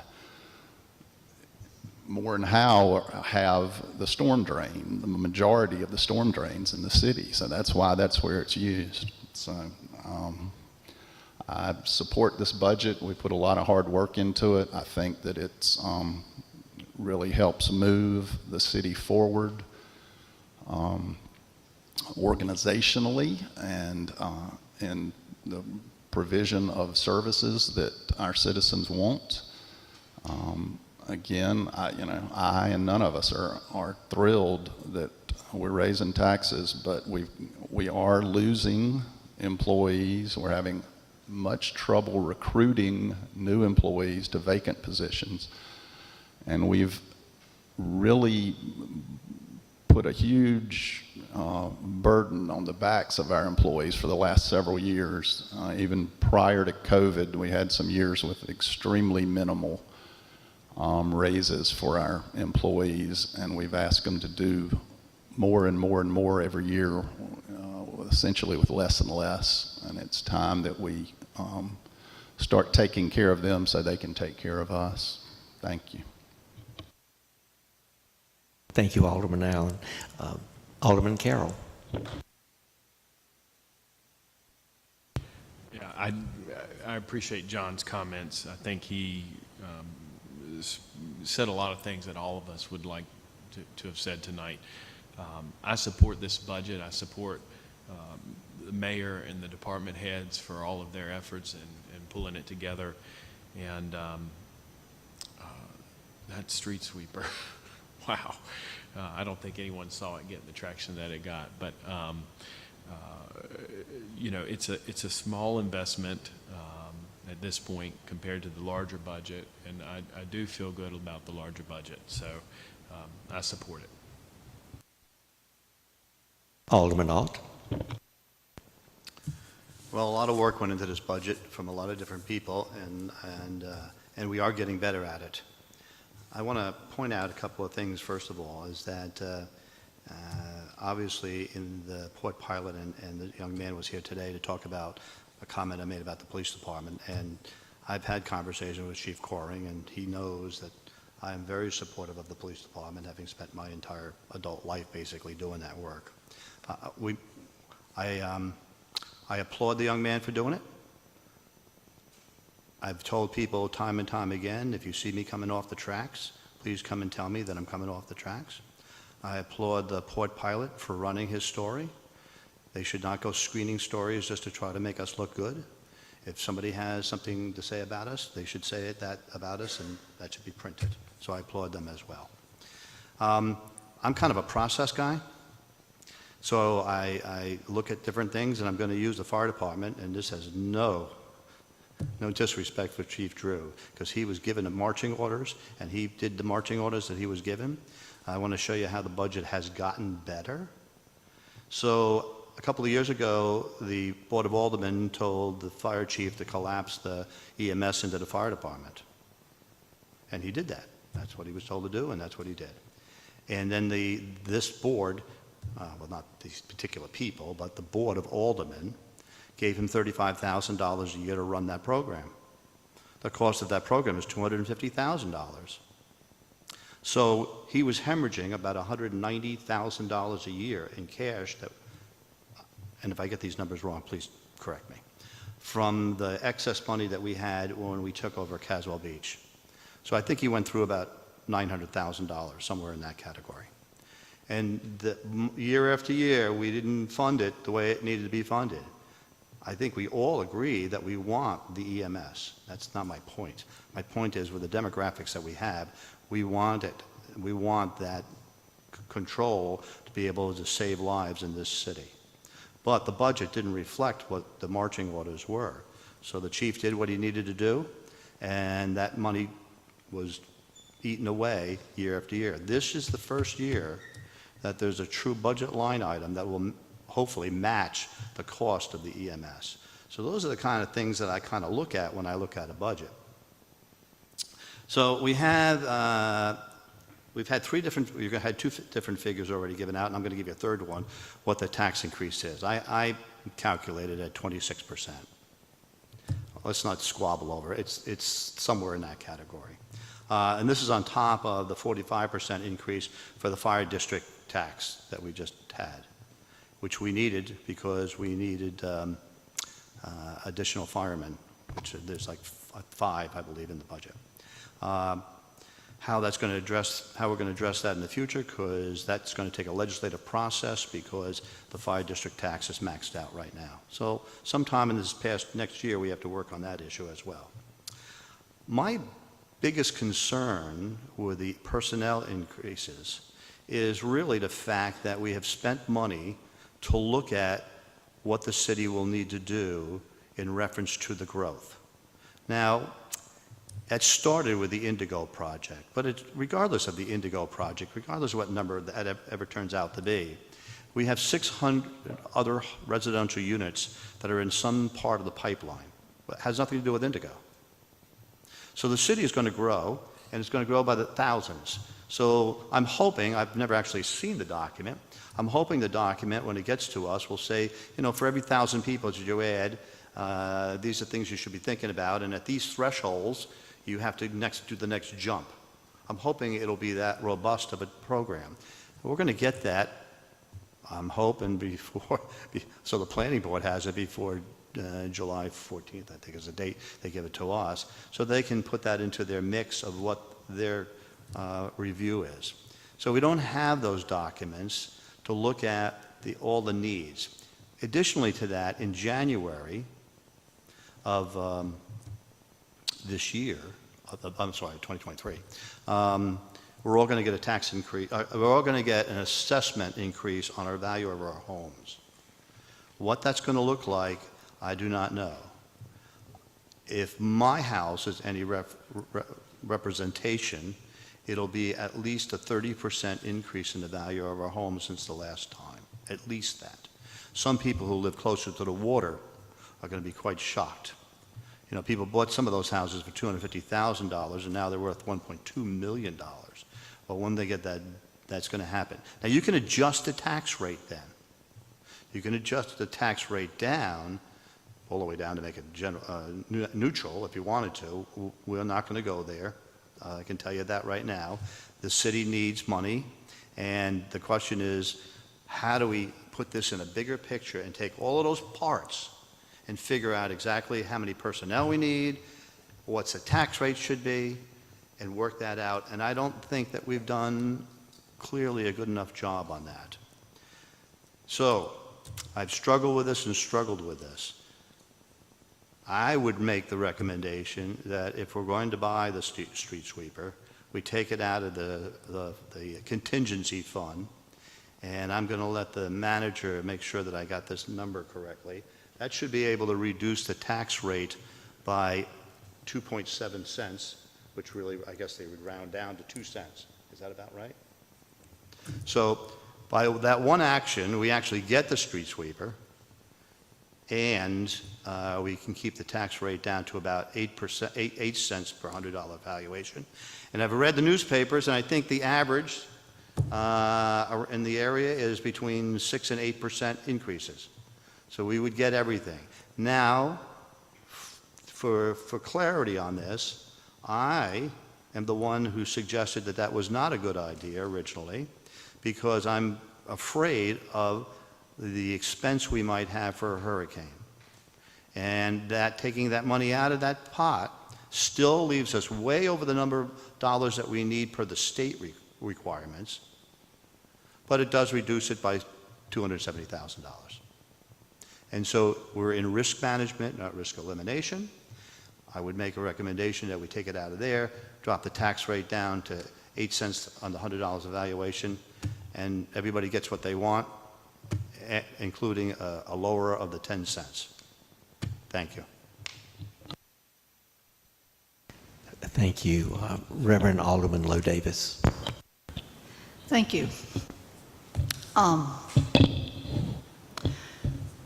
First of all, the city manager has sworn to me that there is money in this budget and that we will be taking care of the cemeteries. I'm going to take him at his word. I support virtually everything in this budget. We've really worked hard. We've had a lot of discussions, and I want to say that I tremendously appreciate my fellow aldermen listening to me throughout our discussions about the street sweeper. Yeah, I heard that. I'm very much opposed to it for the following reasons. It's going to last for 20 years. So in the year 2042, we're still going to be using a diesel-powered dinosaur. We're going to be cleaning 2 streets plus some of Atlantic Avenue. I don't think it's proven to be effective, efficient. I think it's a waste of money. And the money is over $250,000. There are so many other things that we can do with this. So for these reasons, I have been trying to convince my fellow aldermen that we should not have this in the budget. I like Alderman Alt's suggestion that we take it out of the budget and put it into the contingency fund, and then we can fight about it. I will not be able to vote for this budget with the street sweeper in it. And so before we take a vote on the budget, I will make a motion that we amend the budget to remove this item. I hope I get a second, and I hope that there will be a majority of the aldermen who agree with me. Thank you. Thank you. Alderman Lombardi. I don't know what more I could say, what everybody else, with their opinion. I know we worked very hard on that. I certainly don't want to see taxes go up. It affects me as well as everybody else. But like I said during the meetings, I sat here for 8 years as a bystander in the audience. And all I heard, everybody is kicking that can down the road. And I said to myself, what's going to happen when that can can't be kicked anymore? Of course, never believing that I'd be sitting on the board to have to make this decision. But anyway, I don't see another way out. I think what we're doing is correct. It's hard, but it was correct. And the can has to stop being kicked. So I have to support the budget. Thank you. Mayor Pro Tem Mosteller.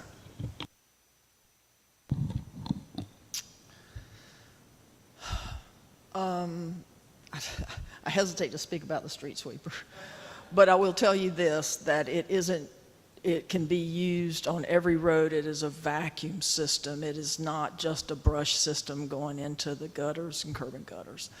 And that, in addition to all the things that Alderman Allen enumerated about the benefits of a street sweeper, one of the ones that, besides air quality, because we're taking toxins and pollutants off the asphalt, is it also helps with the maintenance of the road. And as you can imagine, pollutants and that sort of thing are not helpful to asphalt. So that's all I'm going to say about the street sweeper. This budget I've looked at 11 different things, and the community policing, we all hear from citizens that we want our officers walking and riding bikes around town and interacting with citizens and our business owners. And our police chief has recognized the need for 3 more officers, in part to help with officer safety, which is important. But it's also, how do we deliver community policing without enough manpower? And I think that our chief has identified that as a problem and something we are trying to correct with this budget. We want to be good stewards of the environment. We live at the edge of the world here. In addition to the street sweeper picking up pollutants, we're adopting a new integrated mosquito management plan that's proactive. It may cost more to be proactive, but it's the right thing to do. We need citywide stormwater plan. We're hiring a civil engineer for that. We need to repair our roads and sidewalks. Many times citizens have shared their concerns. We pay for all these plans and studies, and they just sit here on a shelf. Without funding, nothing can get done. We've talked about the Shoreline Stabilization Plan.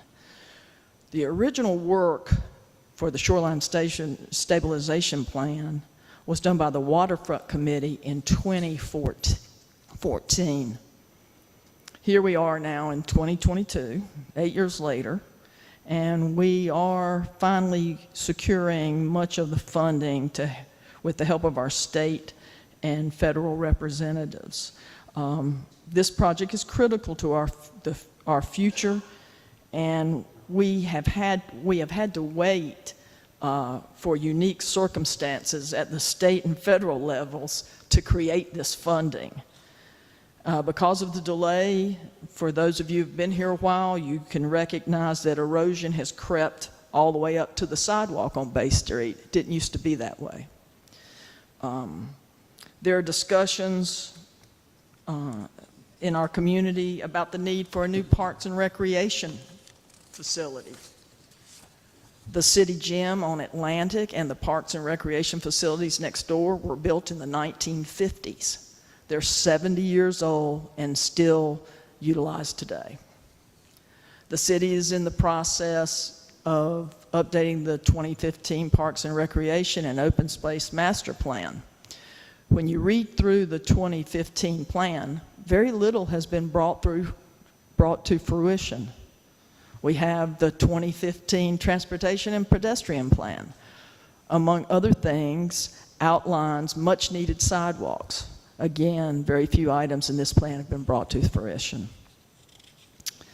In the future, the city's going to have to build a new public works facility to replace our almost 40-year-old public works building that we've outgrown. I do not know the circumstances or the financial challenges that faced previous boards and what factors might have influenced the decisions that brought us here today. But here we are. And if we want to continue to improve the level of services and start chipping away at the capital improvement projects that we all know are needed, it's going to require more funding and/or more debt service. Along with the proposed tax increase, staff has demonstrated an ongoing commitment to seeking funding through grants to help meet the needs of our community, and we are focused on working with our state representatives to maximize funding opportunities for city projects at the state and federal level. All of this funding will help us move forward while protecting our fund balance so our community can continue to be prepared for the potential and inevitable effects from hurricanes and economic challenges. So for all of these reasons, I support the budget as presented. Thank you, Mayor Pro Tem Marsteller. So, as you can see, we have a lot of expertise in our city. We listen to our department heads. This budget process started really as soon as the last budget was completed, and that's what will happen again. And it's like writing a term paper, and it's like we're going to revise this term paper for next year, and we'll start on it sooner. I want to commend the city staff on this, because if you think about what they've had to deal with, not only the budget, then there was Indigo, and then there was ARPA funding grants that they needed to write. So all this came at the same time. So I commend them on that. We had excellent workshops. I support this budget. I think it is a budget that, again, public health initiatives, how we safety, we promote, we protect, we prevent. We're looking towards the future, maintenance, quality of life, historic preservation, all of that is in there. And we listen to our department heads, and we move forward. And so, as they've all said, no one likes to increase taxes, but it is the right thing to do. It's getting us back where we need to be, because we did not raise taxes. The city did not raise taxes for 5 years. So I will certainly, if there are no further questions by anyone or any further comments, if there is. I do have some questions for Madam Davis regarding the contingency fund and your proposal with regards to the street sweeper. So you want to continue to have the conversation about buying the street sweeper outside of this budget, or you're willing to commit to buying the street sweeper out of the contingency fund? What? I think that we have not yet explored all possibilities for other types of equipment. I would like to see it out of this budget and into the contingency fund, and that will give us some breathing room to look for alternatives and see whether we can perhaps use the additions to the Public Works Department to deal with this as personnel and not with equipment. And as part of that proposal, Mr. Alt proposed reducing the increase by 2 cents. Is that what you would suggest? I don't know whether that removing 275,000+ reduces the tax increase by 2 cents. I don't think so. Yeah, one of the issues I have is that the street sweeper is a small portion of what we're going to have moving forward. So I would like to keep it at 10 cents so that we continue to add value for capital improvements. So I could have a conversation with you regarding the street sweeper, moving that to the contingency fund. We have now voted twice to buy it. I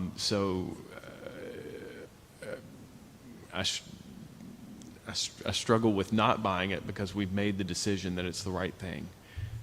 If you'd commit to that, I could move it to the contingency fund, take it out of this budget. Can I just add, though, that no, if you would allow me, please. Just it does what you're saying, Alderman Davis, doesn't make sense.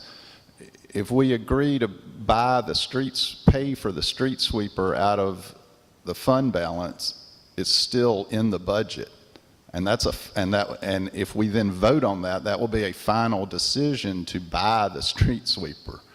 There will be no continued discussion on it. Taking the money out of fund balance doesn't put off the decision to another day. You're simply exchanging money from your left hand to your right hand to pay for it. What? I'm sorry. Is that your point is,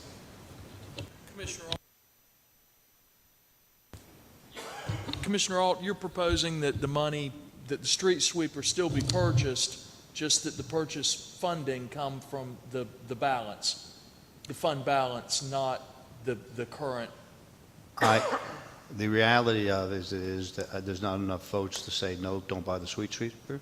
So given that reality, I would like it to come out of the contingency fund. I believe the manager has confirmed that could drop the tax rate by 2 cents. It's 2.7, but we'll round down by 2 cents to make it 8 cents on the $100 valuation. So I think the math is correct.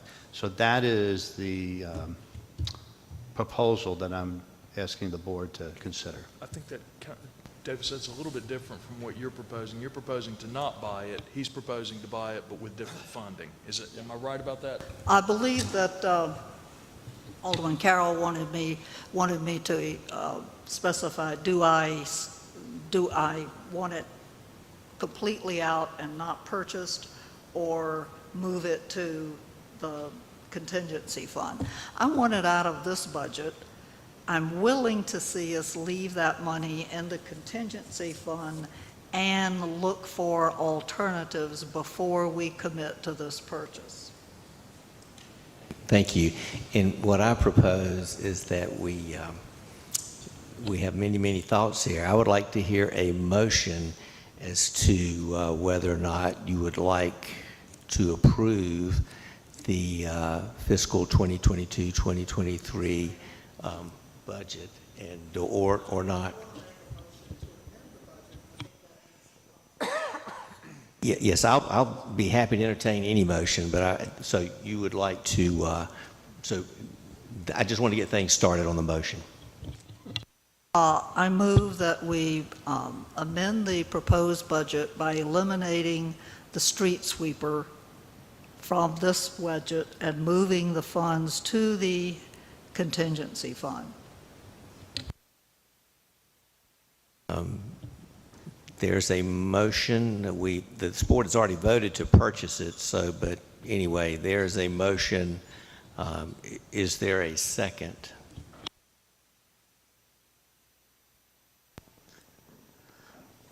Alderman Davis, I too am a little confused on that. I don't know that technically what you're asking is possible.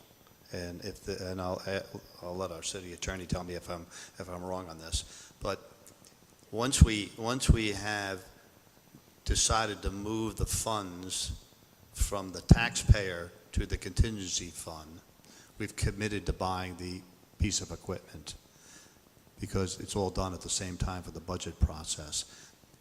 In my mind, looking at the board, that's the best course of action that's going to pass something, which is take it out of the contingency fund and have the potential of lowering the tax rate by 2 cents. Alderman Carroll would like the 10 cents to stay.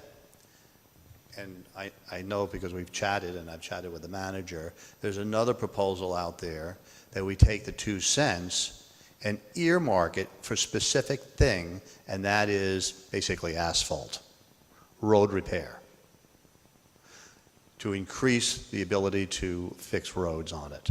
That's another proposal, I believe, that we've chatted about. And I'm not against that one, but if we're not going to have a specific earmark for the additional tax dollars, then I'm against that, because we'll spend it on something else. Well, there's a motion on the table, and I did not hear a second. So I will entertain another motion concerning the 2022-2023 fiscal year budget. I'd like to move that we adopt the 2022-2023 budget as presented by the city manager. Thank you. We have a motion. Is there a second? A second by Mayor Pro Tem. Any further discussion on the motion? Hearing none, all in favor, show of hands, please. 4 in favor, any opposed? 2 opposed. Motion carried. The fiscal year 2022-23 budget has been adopted and passed. So thank you. Thank you, board.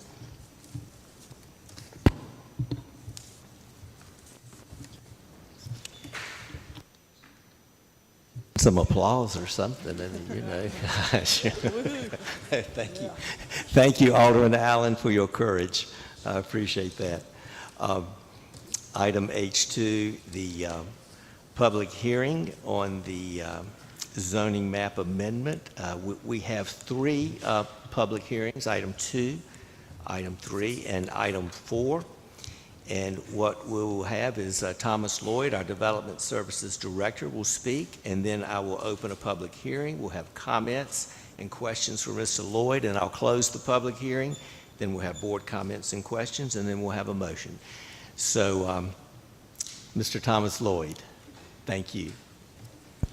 Thank you, Mr. Mayor. That's a tough act to follow, so I'll do my best.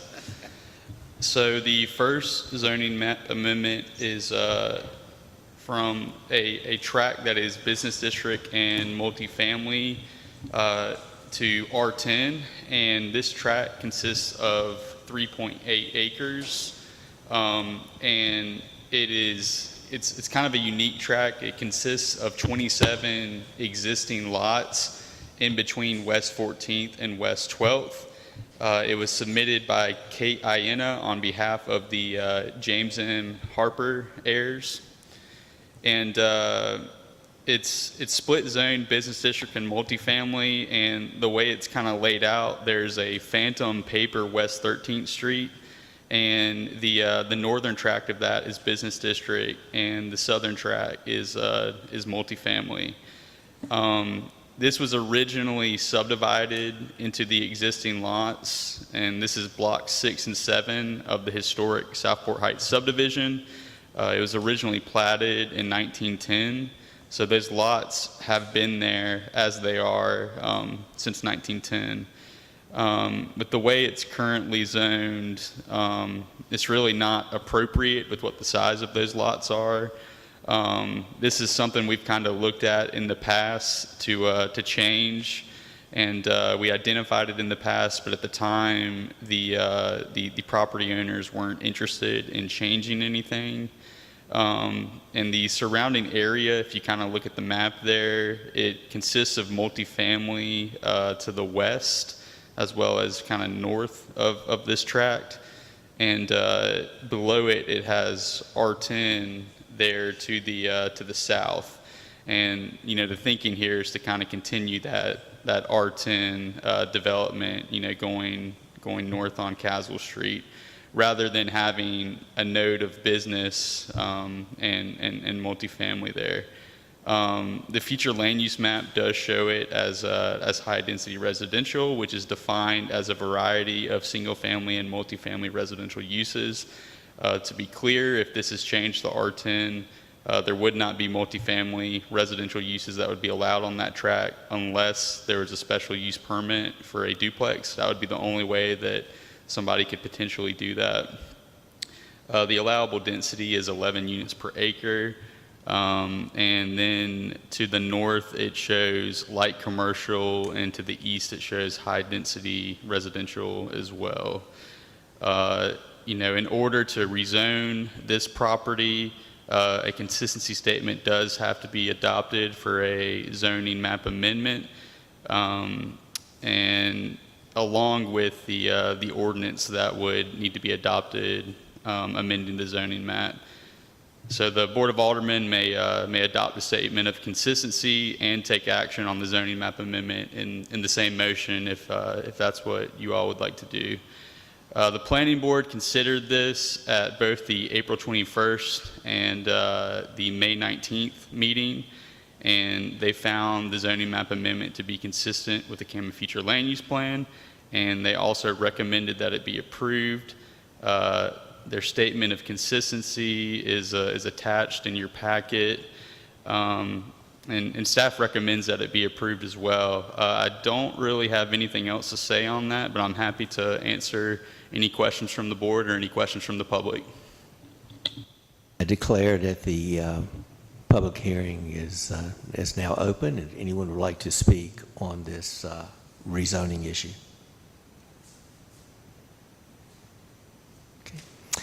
Hearing none, I will close the public hearing, and I'll ask the board if they have any questions for Mr. Lloyd. Thomas, just to confirm, if we pass this, it'll actually generate less residential units for the whole complex than it currently is zoned for. Is that correct? Yes. Sorry, my voice carries weird on this mic.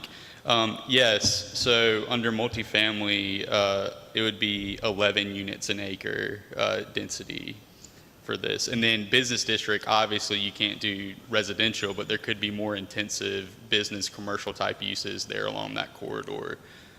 That would certainly have more effects on the area, you know, across the street. Thank you. I was hoping we'd have the whiteboard so people could actually see that, but I just want to make sure everybody was clear about that this is actually a move as opposed to raising density of lowering density. Thank you, sir.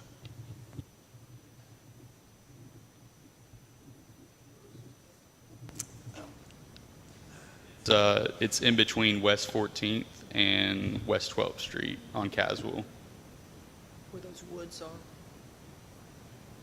Across from where the apartments, the multifamily apartments are. Yeah, yes, sir. Right there near you. Yes, sir.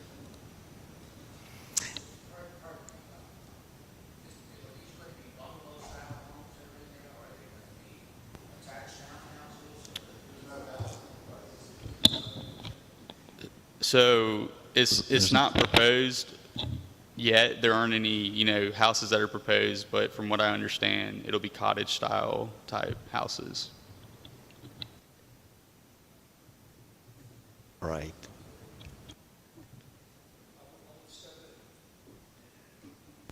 Want to step in and stress here that when we talk about rezonings, the board's job is to compare one table of uses versus another, rather than to focus on what any potential particular plan for development might be. That's correct, right? That's correct. So with the uses, obviously we would be getting rid of all the business district uses that are currently allowed on this tract, as well as multifamily uses such as apartments, townhomes, and the like. In other words, we're not allowed to lock in the owner on a particular use at this stage. So, and to answer your question, the lots are 50 by 123 feet. Yeah, if you look at items 2, 3, and 4, they're all downzoning issues. So anyway, I will entertain a motion from the board, and whether or not they want to adopt the statement of consistency, and whether to adopt the ordinance amending the zoning map. You want me to read the whole paragraph? Or not necessarily. I make a motion that we adopt the statement of consistency and that we change the zoning map from MF and BD to R10. All right. Is there a second? Second. Second by Mr. Carroll. Any further discussion? Madam Lowe Davis. I think our residents have made it very clear that they hate to see more development. I personally would like to see all of this remain wooded, open, undeveloped space, but legally we can't do this. And what we have in front of us is a lesser density, more conforming use. And so reluctantly I support it.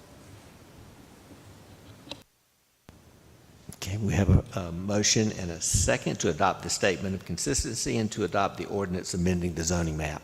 All in favor? Any opposed? Okay, motion carried. We will take a 10-minute break.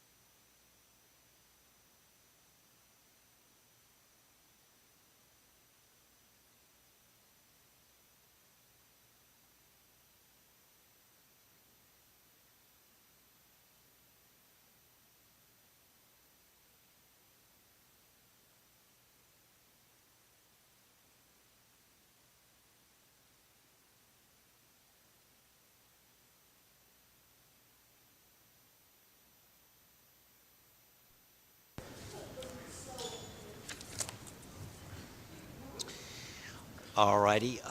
We'll resume our meeting, and correct me, Mr. Lloyd, if I'm wrong, but I believe we will start with H3, the zoning map amendment for multifamily to R10.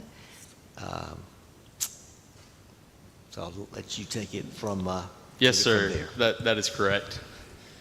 So this is a very similar rezoning that we just did. It's in pretty much the same location. It's on the corner of North Caswell and West 14th. It is 6 lots in that existing lot subdivision, totaling 0.84 acres. It's essentially the same thing where, you know, it's shown as high-density residential on the future land use map, which does allow both single and multifamily uses. It's also a downzoning, like the last one was. It's a less intensive use as residential as opposed to business district, which what it currently is. Much like the last zoning map amendment we just did, you will have to adopt both a consistency statement and the ordinance. The planning board reviewed this on April 21st and May 19th, and they found that it was consistent with the Camden Future Land Use Plan, and they do recommend that it be approved, as well as staff. That's really all I have. I'm happy to answer anyone's questions. I will now open the public hearing. Is there anyone here who would like to speak? Any questions for Mr. Lloyd from the audience? All right, no one wishes to speak. Okay, we will close the public hearing. Board comments or questions on this rezoning? Okay, I will. Hearing none, I will entertain a motion to adopt the statement of consistency as well as to adopt the ordinance amending the zoning map. Motion by Mr. Lombardi. Is there a second? Second by Alderman Carroll. Any further discussion? Okay. All in favor? Any opposed? Motion carried. Thank you. Item H4. This is also a public hearing, a zoning map amendment from Business District to R10, Sea Dog Holdings. Mr. Lloyd. Right, so this one's a little bit different. It's on 10th and Lord, right there near the ILA hall. It consists of 0.4 acres, consisting of 4 different lots. It is in the Smith and Weeks edition, and these lots are a little bit different. They're 33 by 128. R10 would allow these to be developed in a residential manner as opposed to business district, which would allow zero lot side yard and rear yard lines as well as front yard lines. So staff identified this earlier with the planning board that this would be a good candidate to be rezoned, just because it is surrounded by primarily residential, in that area. And the applicant did come forward to jump on board with that rezoning. So there is some existing BD in the south, which is the ILA hall, as well as kind of catty-cornered across 10th Street. If you look at your map, pretty much everything northwest and east of this, other than the fire station and City Hall, are R10, so it would be consistent, with the surrounding area. Our future land use map actually shows this as residential, as medium density residential, and that is defined as single family residences. So this would comply with our future land use map. The planning board considered both of these, or this as well, at their April and May planning board meeting, and they found that it is consistent with the Camden Future Land Use Plan and recommend that it be approved. This one's fairly straightforward. It's also, decreasing the intensity of the use on that lot. And I do think, the neighbors around there will probably, be happy with that. So we're definitely thankful that the property owner wanted to wanted to do this. He's actually here as well in case the board does have any questions for him, but I'm happy to answer any questions that anybody might have for me. Thank you, Mr. Lloyd, and I will open the public hearing. Anyone in the audience that would like to speak or any questions for Mr. Lloyd? Okay. I will hereby close the public hearing. Any board comments or questions concerning this rezoning? Cliff, this is listed right now is this listed for sale? I'm going to, it's listed with Pam. Yeah, this property is listed with our firm, so I'm going to go ahead and step away from the conversation. All right, great. Thank you. Any other board comments, questions? Okay. I will entertain a motion again to, it sounds like rezoning this to residential fits in that area. So I will entertain a motion to adopt the statement of consistency, as well as a motion to adopt the ordinance that is amending the zoning map. Motion by Alderman Allen. Is there a second? Second by Mayor Pro Tem Mosteller. Any further discussion? All in favor? Any opposed? Okay. And I'd like to thank Mr. Lill for agreeing to do that. That's great. This is something that we've been looking at for a long time. I'm glad to get it done. Yes. Yes, thank you. All right, excellent. Thank you, Mr. Lloyd, for your work and the work of the Planning Board on this. Item 5 is the Beautification Committee appointment. Alderman Lombardi.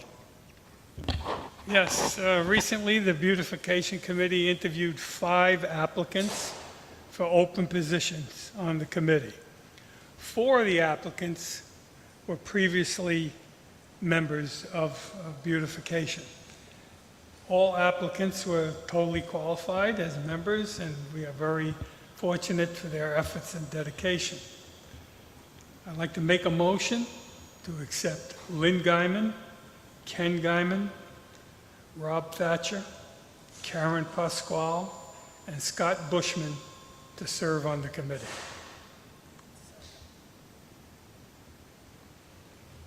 Okay, we have a motion from Mr. Lombardi. Is there a second? Second by Mayor Pro Tem.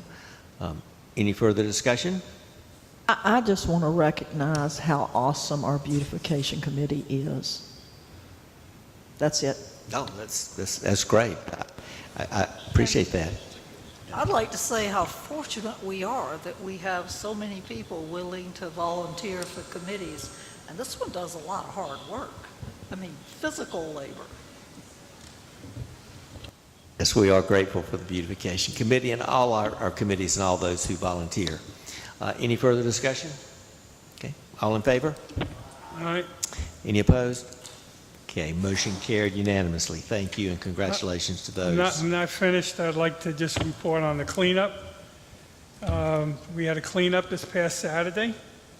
We planted at the Garrison Lawn Monument some nice flowers, and you could see them from here. And we did weeding and mulching, and we also did a very special project for the Historical Society. The project we refurbished the old historic markers that were replaced by new ones.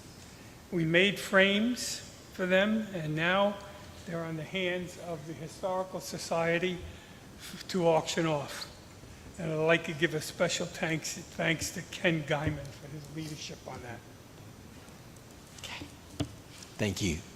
Excellent. Item 7 is the Memorandum of Understanding with Up Your Arts, the follow-up.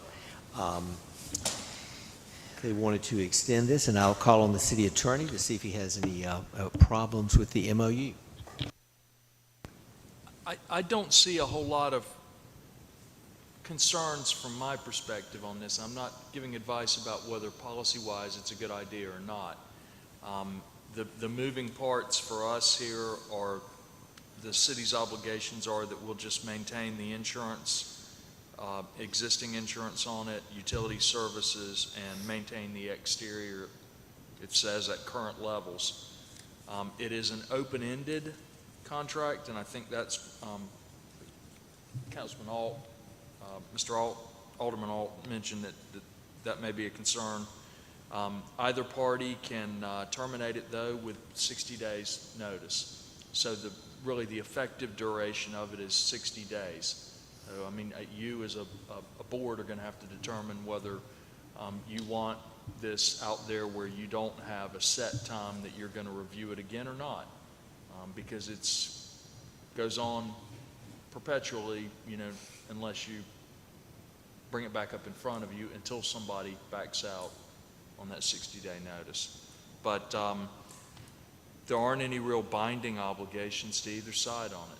So I don't see any significant risk to us from a legal perspective. It's just a policy question for the board. Thank you. Any questions for the city attorney?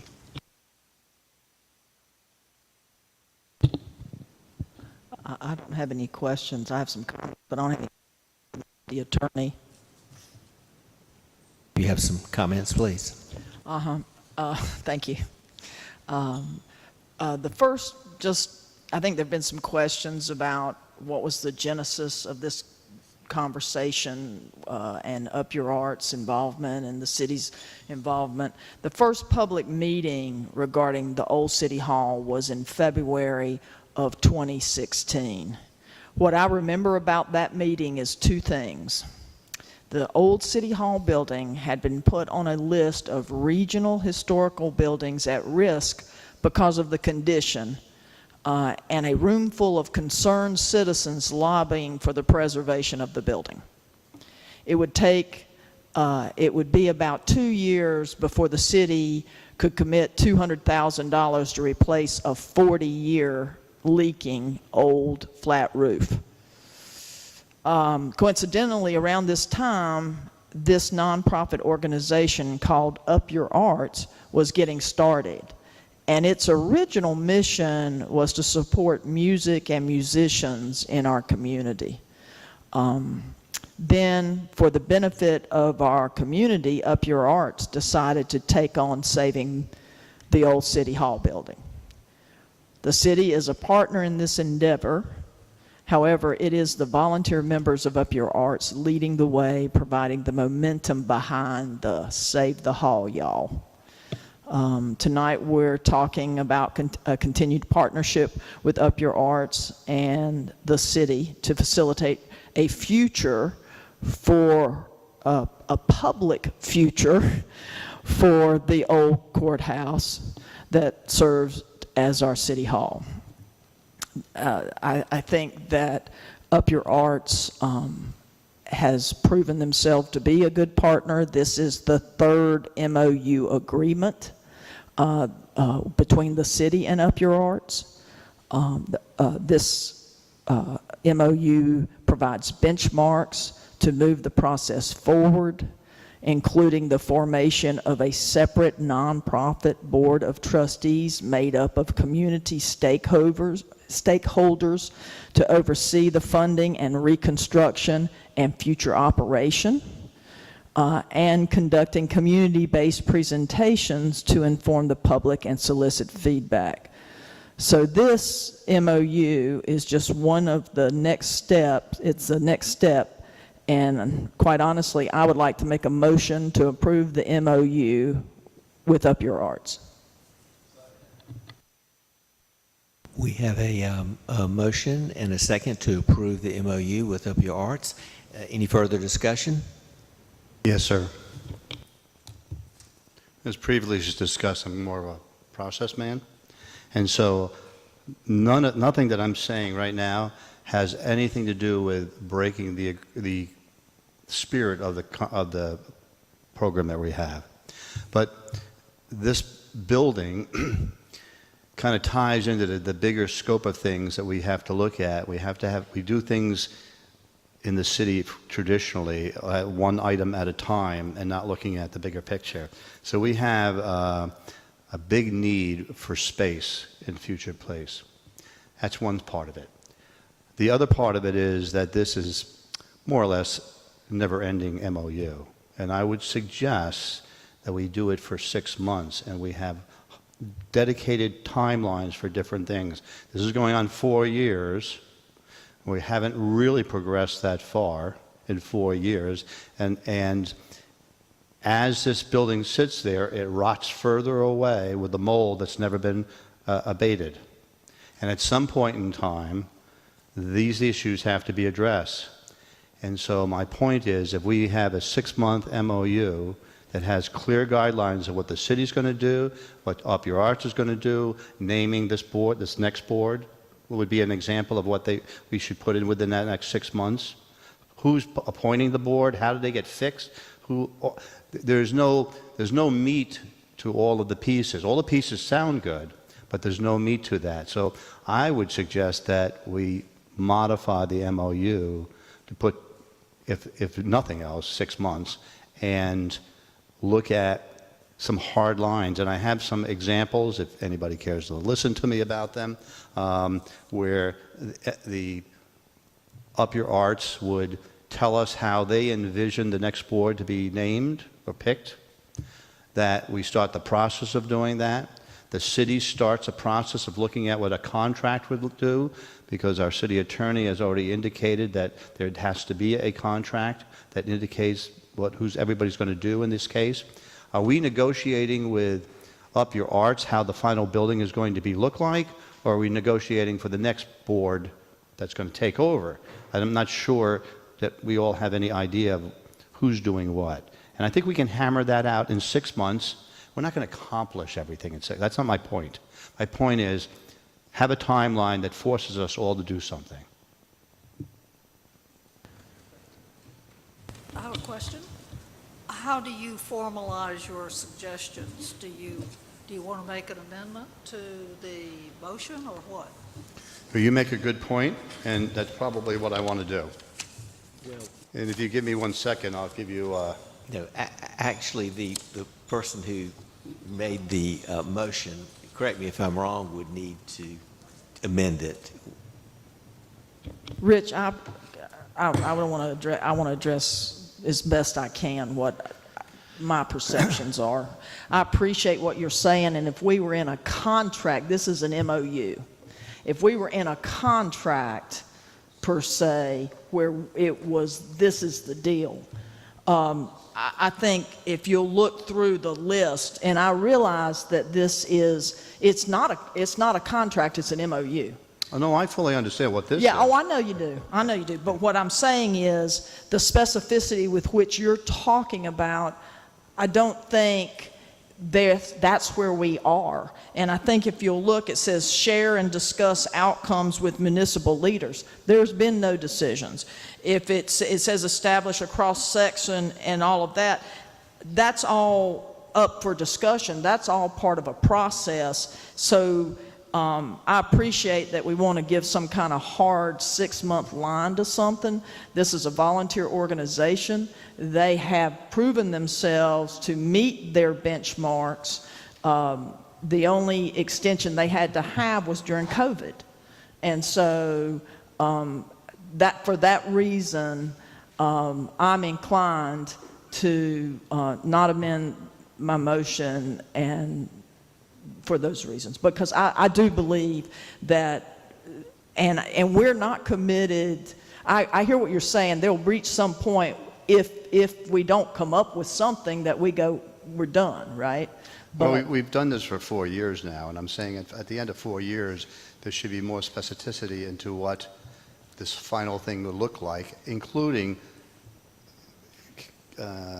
Karen, can you help me? Who's picking the next board? How does that work? Well, that's not even been established, what the criteria is and all of that. Well, that's, in 4 years, we haven't done that yet. So I'm suggesting that we force ourselves to keep moving, and we have to convene here in 6 months, and we all have to talk about what have we accomplished in that 6 months to move this forward. Otherwise, this could drag on, and every month, that building rots a little more. Yeah, I mean, I hear what you're saying. I don't know what to do with that because this is the document before us, and I'm comfortable with it. And if in 6 months none of these benchmarks had been met, then we can come back and we could have that same conversation. We have the authority to have that same conversation in 6 months. Ms. Bray or John, would y'all like to have anything you would like to say in this regard?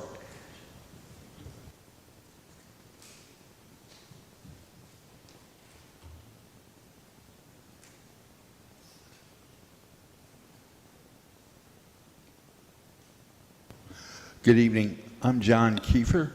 I'm on one of the board of directors from Up Your Arts, which was founded in 2017 to promote all the art and music throughout the area. After we established ourselves as an organization was around the time the city started asking the question, what should we do with this building? So we talked about it as a board, and we decided to step up and make an initial proposal of a public-private partnership to look at reusing the building as a performing and creative arts center, owing to its location in town, its historical significance, and so forth.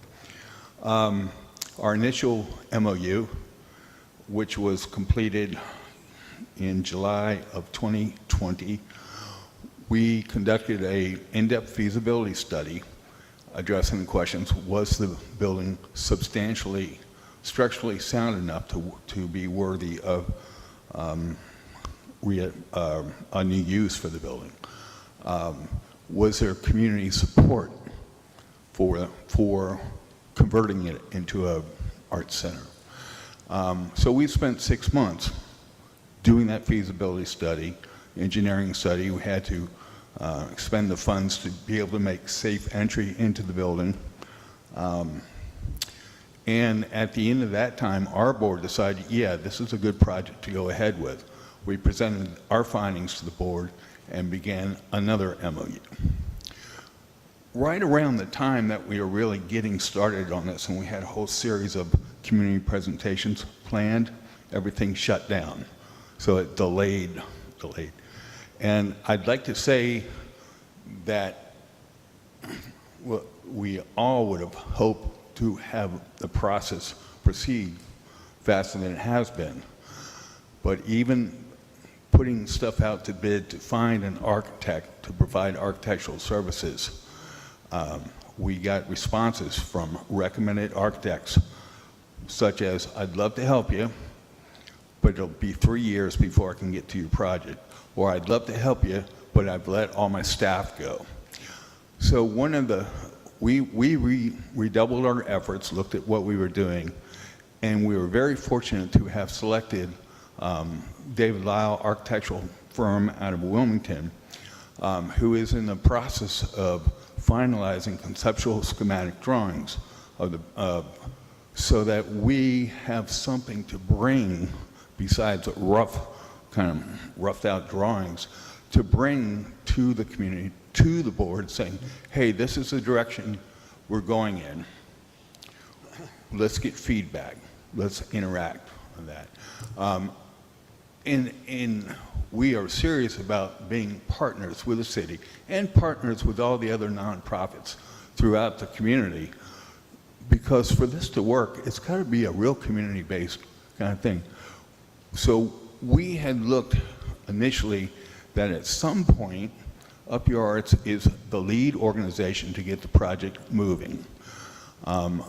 It was always a matter of our discussion internally, at what point do we want to turn this over to a separate board of directors, a foundation, trustees, however we end up structuring that. We identified lots of community stakeholders who we would look to, categories of people that we would want to serve on that board, and that board would then become the legal entity to enter into a more binding contract with the city. we're using the MOU as an expression of our good faith and the city's expression of their good faith to allow us, not allow us, but to encourage us, to enable us to feel good about investing money. So far, Up Your Arts has spent over $20,000 on this project, making the hazmat entries, hiring architectural services, hiring engineering services. So we've invested a lot. It's taken longer than we'd hoped because of the COVID and just things crazy around here, and particularly in the construction architectural industry. But we're in the process. I'm a process guy too. For this, it's one step at a time, and every time we complete one step, there's other things that step informs us. So when we talk about creating this new Board of Trustees or foundation, we felt like we really needed to have some concrete conceptual schematic materials prepared by a professional architect so that we could take it to community stakeholders and say, hey, this is what we're thinking. We're about putting together a foundation, a board of trustees, and this is where we're headed. So let's have that conversation. So I'm all about process too, but one step at a time. We need to have in hand, and we're almost there, and I think we're going to be scheduling workshops to do a presentation. We got some pretty dynamite architectural drawings for y'all to look at. We're so excited to have made it to this stage. I mean, I get goosebumps just looking at some of the stuff the architects come up with. He listened to our programs. We met with about 20 different people in the community who specialized in different aspects of what we hope to see. We compiled all that information, gave it to the architect, and he hit the ground running. So hopefully in the next couple of weeks, we're going to find a date to have a good public workshop. We'll present the plans we have so far. And as we do that, then we can also begin to have the conversation of who should be on this board of trustees. I think that's a very legitimate question. We're looking at community stakeholders, business owners, perhaps residents from the surrounding area, definitely people from the faith community involved in this, you know, representatives from Up Your Arts, and all the nonprofits, Historical Society, New Hope Clinic, because one of the cool things we want to do is have a resource center where all these cool nonprofits throughout this part of Brunswick County can have a visible presence in downtown Southport. So there's a lot of moving pieces, and we're trying to slow the process into one step at a time. So our big step right now is to finish up the architectural schematics, present those in community workshops, get community feedback.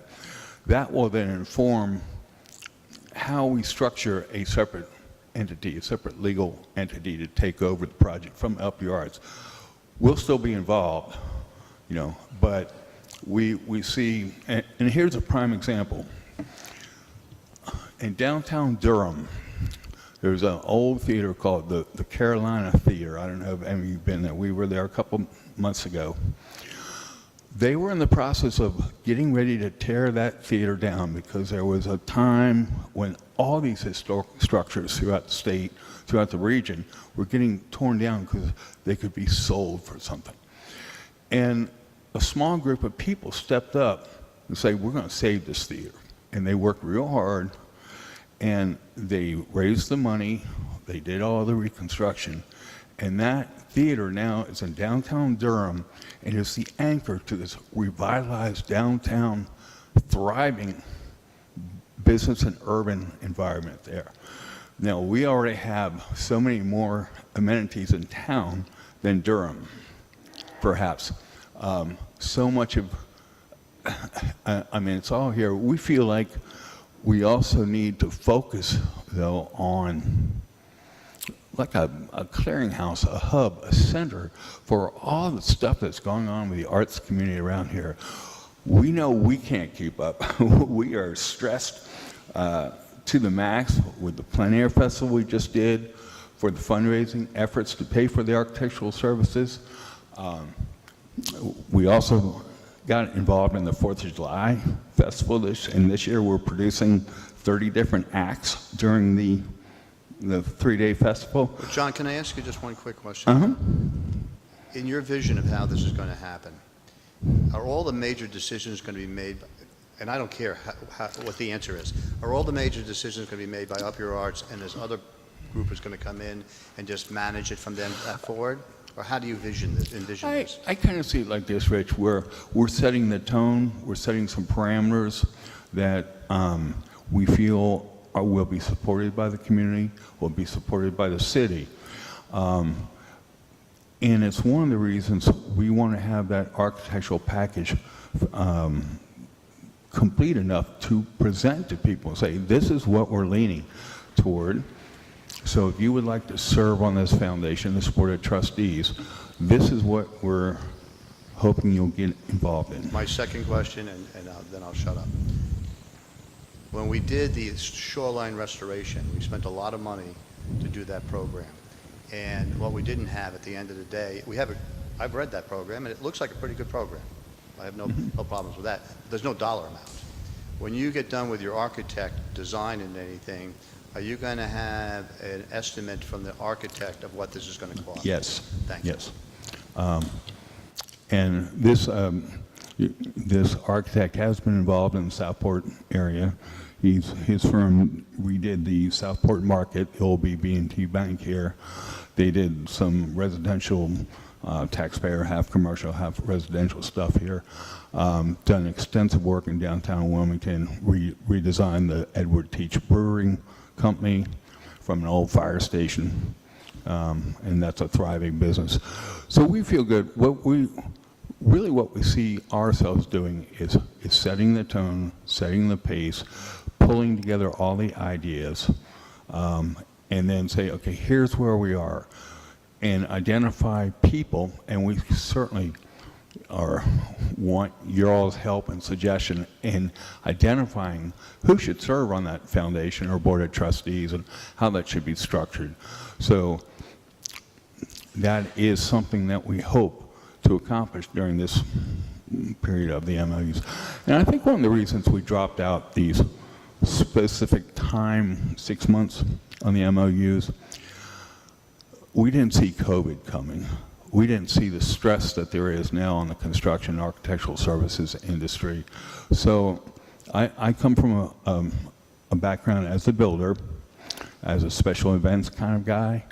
I ran a project of this size years and years ago back in the DC area. So I know the pieces and how they're supposed to fit together, but I didn't know COVID was coming. You know, it's unprecedented. So we've kind of said, let's keep it to one step at a time, one step at a time.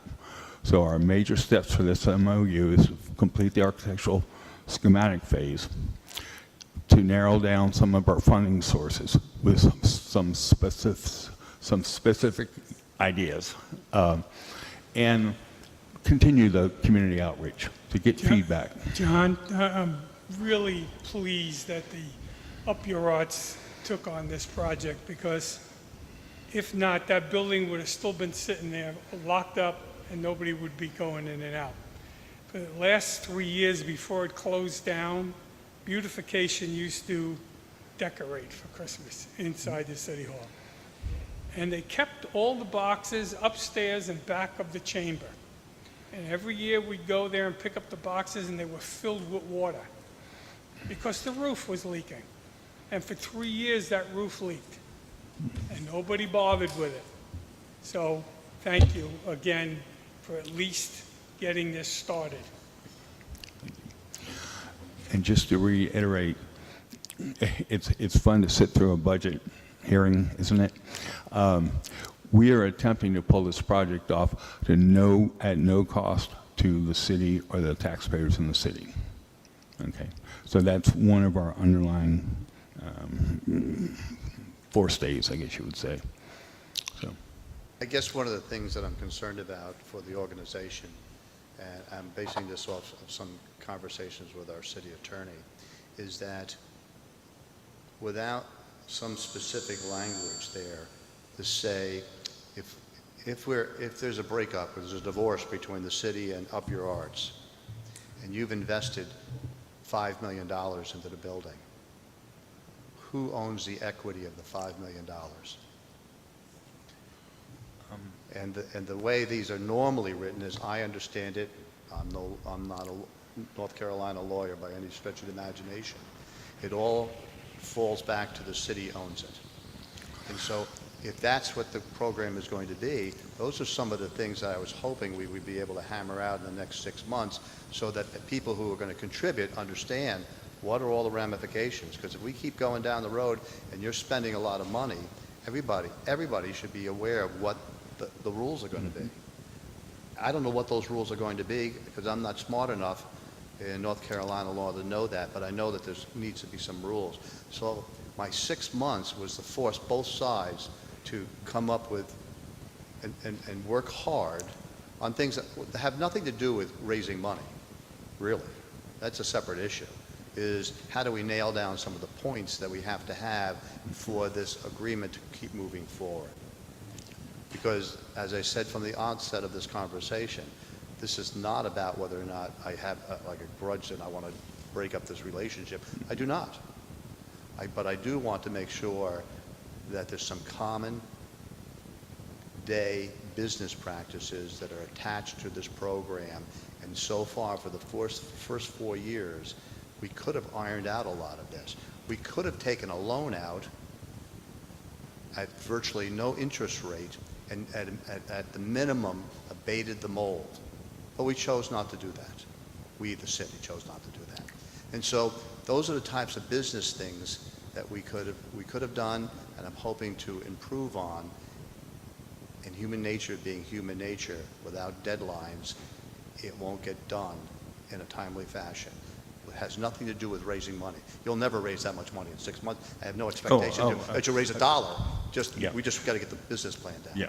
Let me be real clear. I was not talking about in 6 months raising the construction funds. We are committed to paying all the architectural services, which is a total of just under $70,000. We have entered into that contract as an organization. We have a couple models here in town that we've looked briefly at.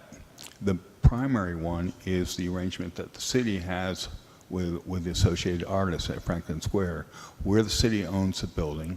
I know over the last couple of years there's been some issues about exterior maintenance, but the organization, the Associated Artists, run the building, lease it from the city for $1 a year, is our understanding.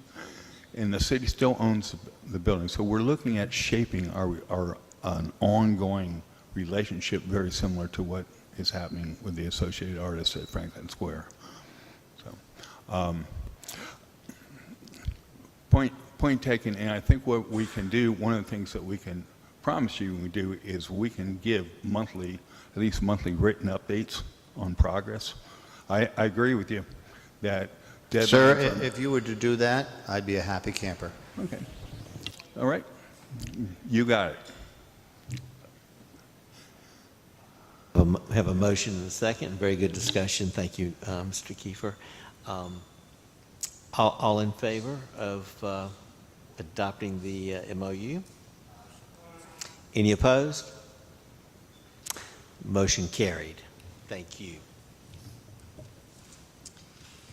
Committee reports. Mr. Allen?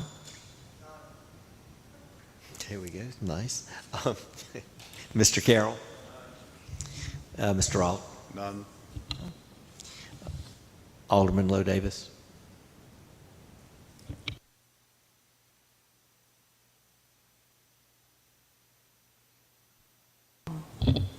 Forestry has not met yet. Forestry meets on the second Tuesday of the month, so that's next Tuesday. And Parks and Recreation, the same thing. Alderman Lombardi. Yeah, I just have one thing. I thank you to all who, with a help of the city and the beautification, we installed the memorial bricks at the visitor center, and it was a joint effort between the committee members and the Public Works, and we look forward to continuing the tradition. Thank you. Thank you, Mayor.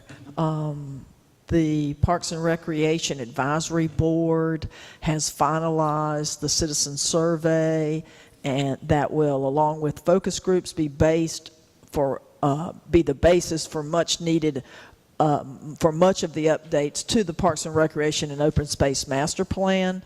The survey is available on the city website and will run through June 30th. In addition to being able to access the survey online on the city website, citizens will be able to pick up a hard copy of the survey at City Hall or the Parks and Recreation Department office beside the gym. Mark your calendars, please, for one of these dates or all of them.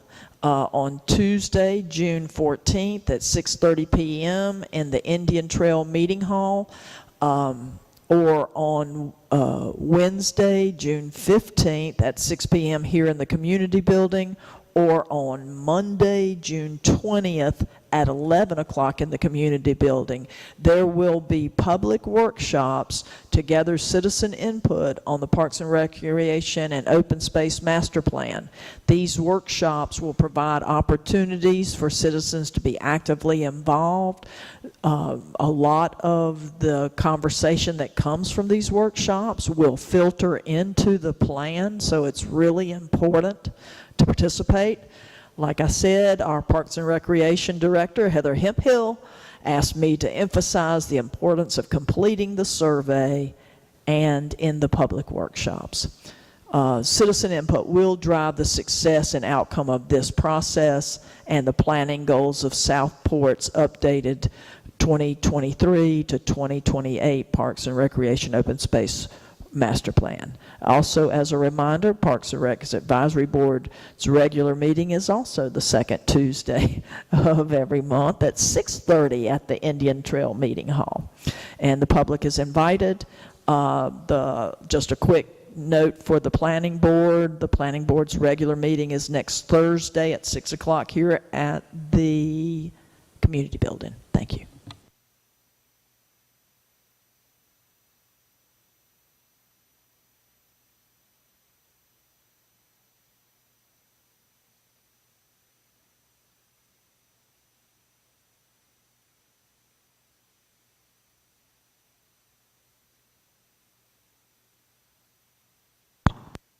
There we go. Thank you.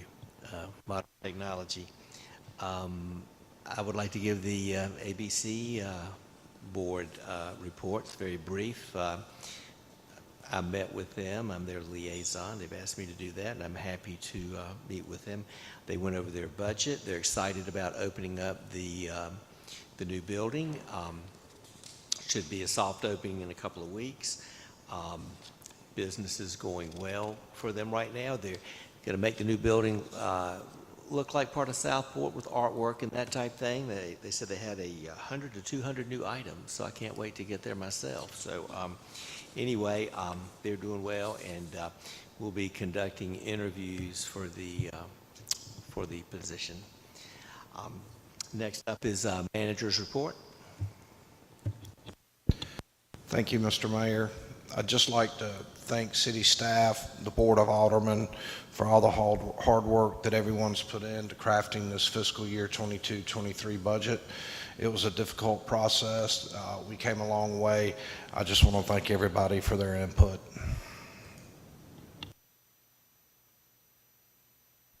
Thank you, Mayor's comments, and certainly we'll be brief, and then we'll have the board comments, and then we will continue onward. Again, I want to thank everyone, the city manager, finance director, all department heads, city clerk, city staff, the Board of Aldermen, for this work on the budget. It was an excellent budget, and I think it moves the city forward. I want to thank Alderman Allen for, he's been a previous city planner. He knows budgets well. Thank you. And thank you, Mayor Pro Tem. You put a lot of work into this budget, and we met many times, and I thank you for that, from the going over the rates, the rate committee, and just going over it line by line, as all of you did, and I appreciate the expertise that each one of you bring. Just wanted to update you on a wonderful group of, they came to our city. It was the women veterans and military spouses. They came to the NC Maritime Museum. Randy Jones was there to help host them. And this was led by retired Lieutenant Colonel Cheryl McCracken Malone. She's a delightful lady, and if you recognize her, that middle name, she is the sister of Quentin McCracken, the famous baseball player and son of Southport. So it was a delight to meet them, and they had a wonderful visit. I also want to mention the War of 1812 rededication of the marker by the United States Daughters of 1812. This was a wonderful patriotic ceremony remembering the men and women of the War of 1812 and those working and living at Deepwater Point encampment site and also at Fort Johnston. Jim McKee was the speaker. He always does a great job.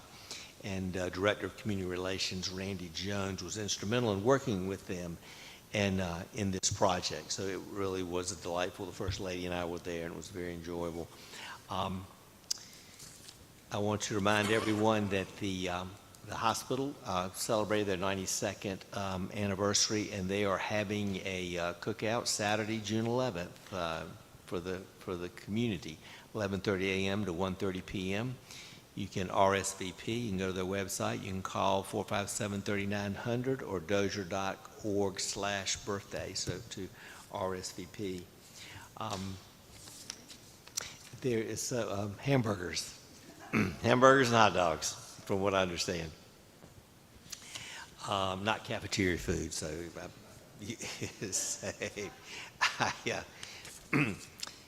I want to wish everyone to remember their fathers on Father's Day and those that were father figures to you. And July 4th is coming up. Randy, thank you for sharing that. It's going to be a wonderful 4th in town. So looking forward to that as well. And next year, of course, the street sweeper will be in the parade. So thank you, Kate. It is in a way. Staff reports are in your packet. And now we'll go with board comments, and then we'll go into our closed session. I know, but I think we'll just go ahead and do it in that way. I understand what you're saying, absolutely. I had suggested that, we don't know how long we're going to be in executive session, and, people are waiting to hear our words of wisdom. Yes. So I'm thinking board comments will be no comments, but hopefully we'll see. I'm just teasing. Alderman Allen. I hate to disappoint, but I do have two things I want to say real quick. But I'm glad. In public comment session tonight, Mr. Morrison, I don't know his first name, read a letter, I guess, from his wife, Vicki, that implied that the Mayor Pro Tem and I were having some type of undue influence on the planning board's deliberations of Project Indigo, and I just want to assure the citizens that nothing could be further from the truth.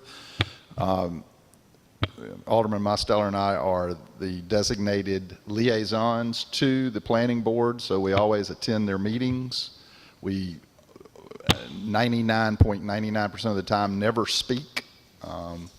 We make no comments. We just sit and listen and take it in. So we are in no way doing anything to influence the deliberations of the planning board in regards to Project Indigo or any other project that they have before them. One other thing I want to mention real quick is, and I really didn't know about this, there's a letter to the editor. Everybody might want to read that, about a rally Saturday, and excuse me, I can't read this unless I do this.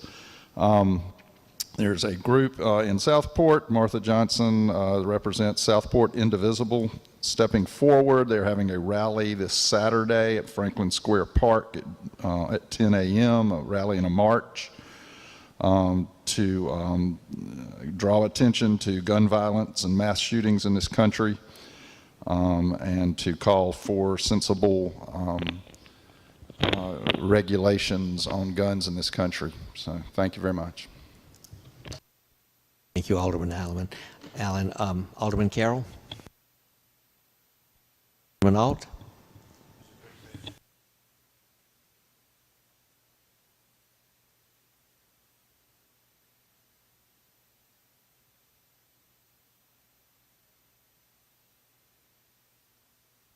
Is that better?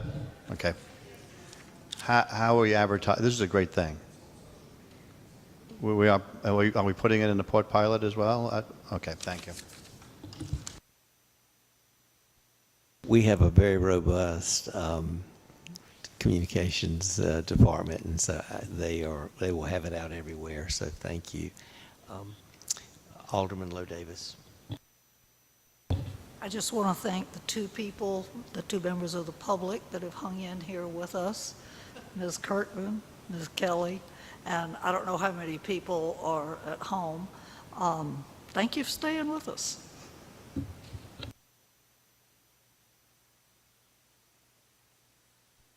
Alderman Lombardi is good, and Mayor Pro Tem. Okay, good. All right, so that will conclude the open part of our meeting, and I will entertain a motion. And there is one other person here, First Lady. You're not a member of city government per se, so thank you for sticking it out also. No, and we will entertain a motion to go into closed session. Motion by Mayor Pro Tem, second by Mr. Lombardi. All in favor? Okay, we're going into closed session to discuss a personnel matter, the city manager appraisal.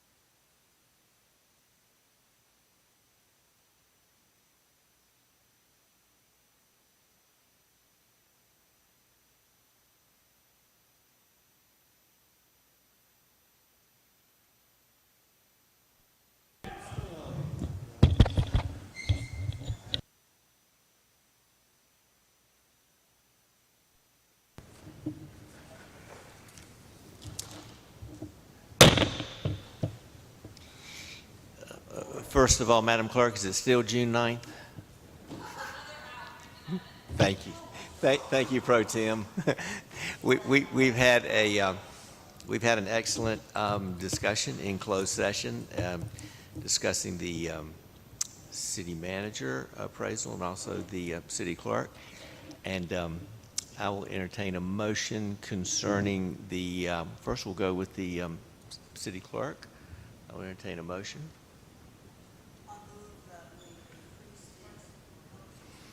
Move that we increase the city clerk's base salary by $5,000.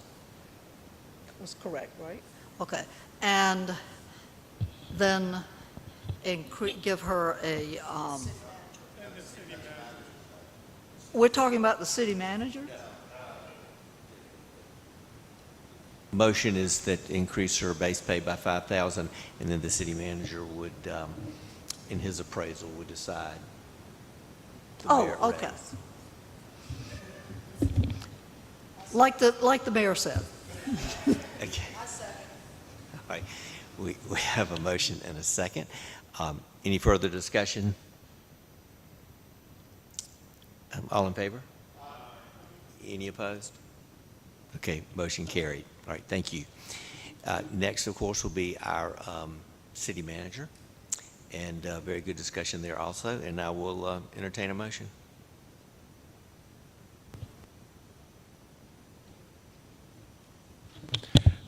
I'd make a motion that we increase the city manager's salary by 13%. That's the 8% COLA plus a 5% merit increase.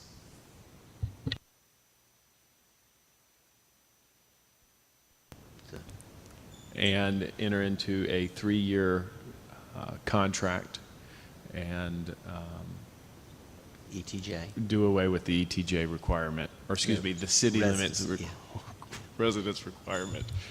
And can live in the ETJ. Correct. Okay. There's a motion and a second. Any further discussion? Second by Alderman Allen. All in favor? Any opposed?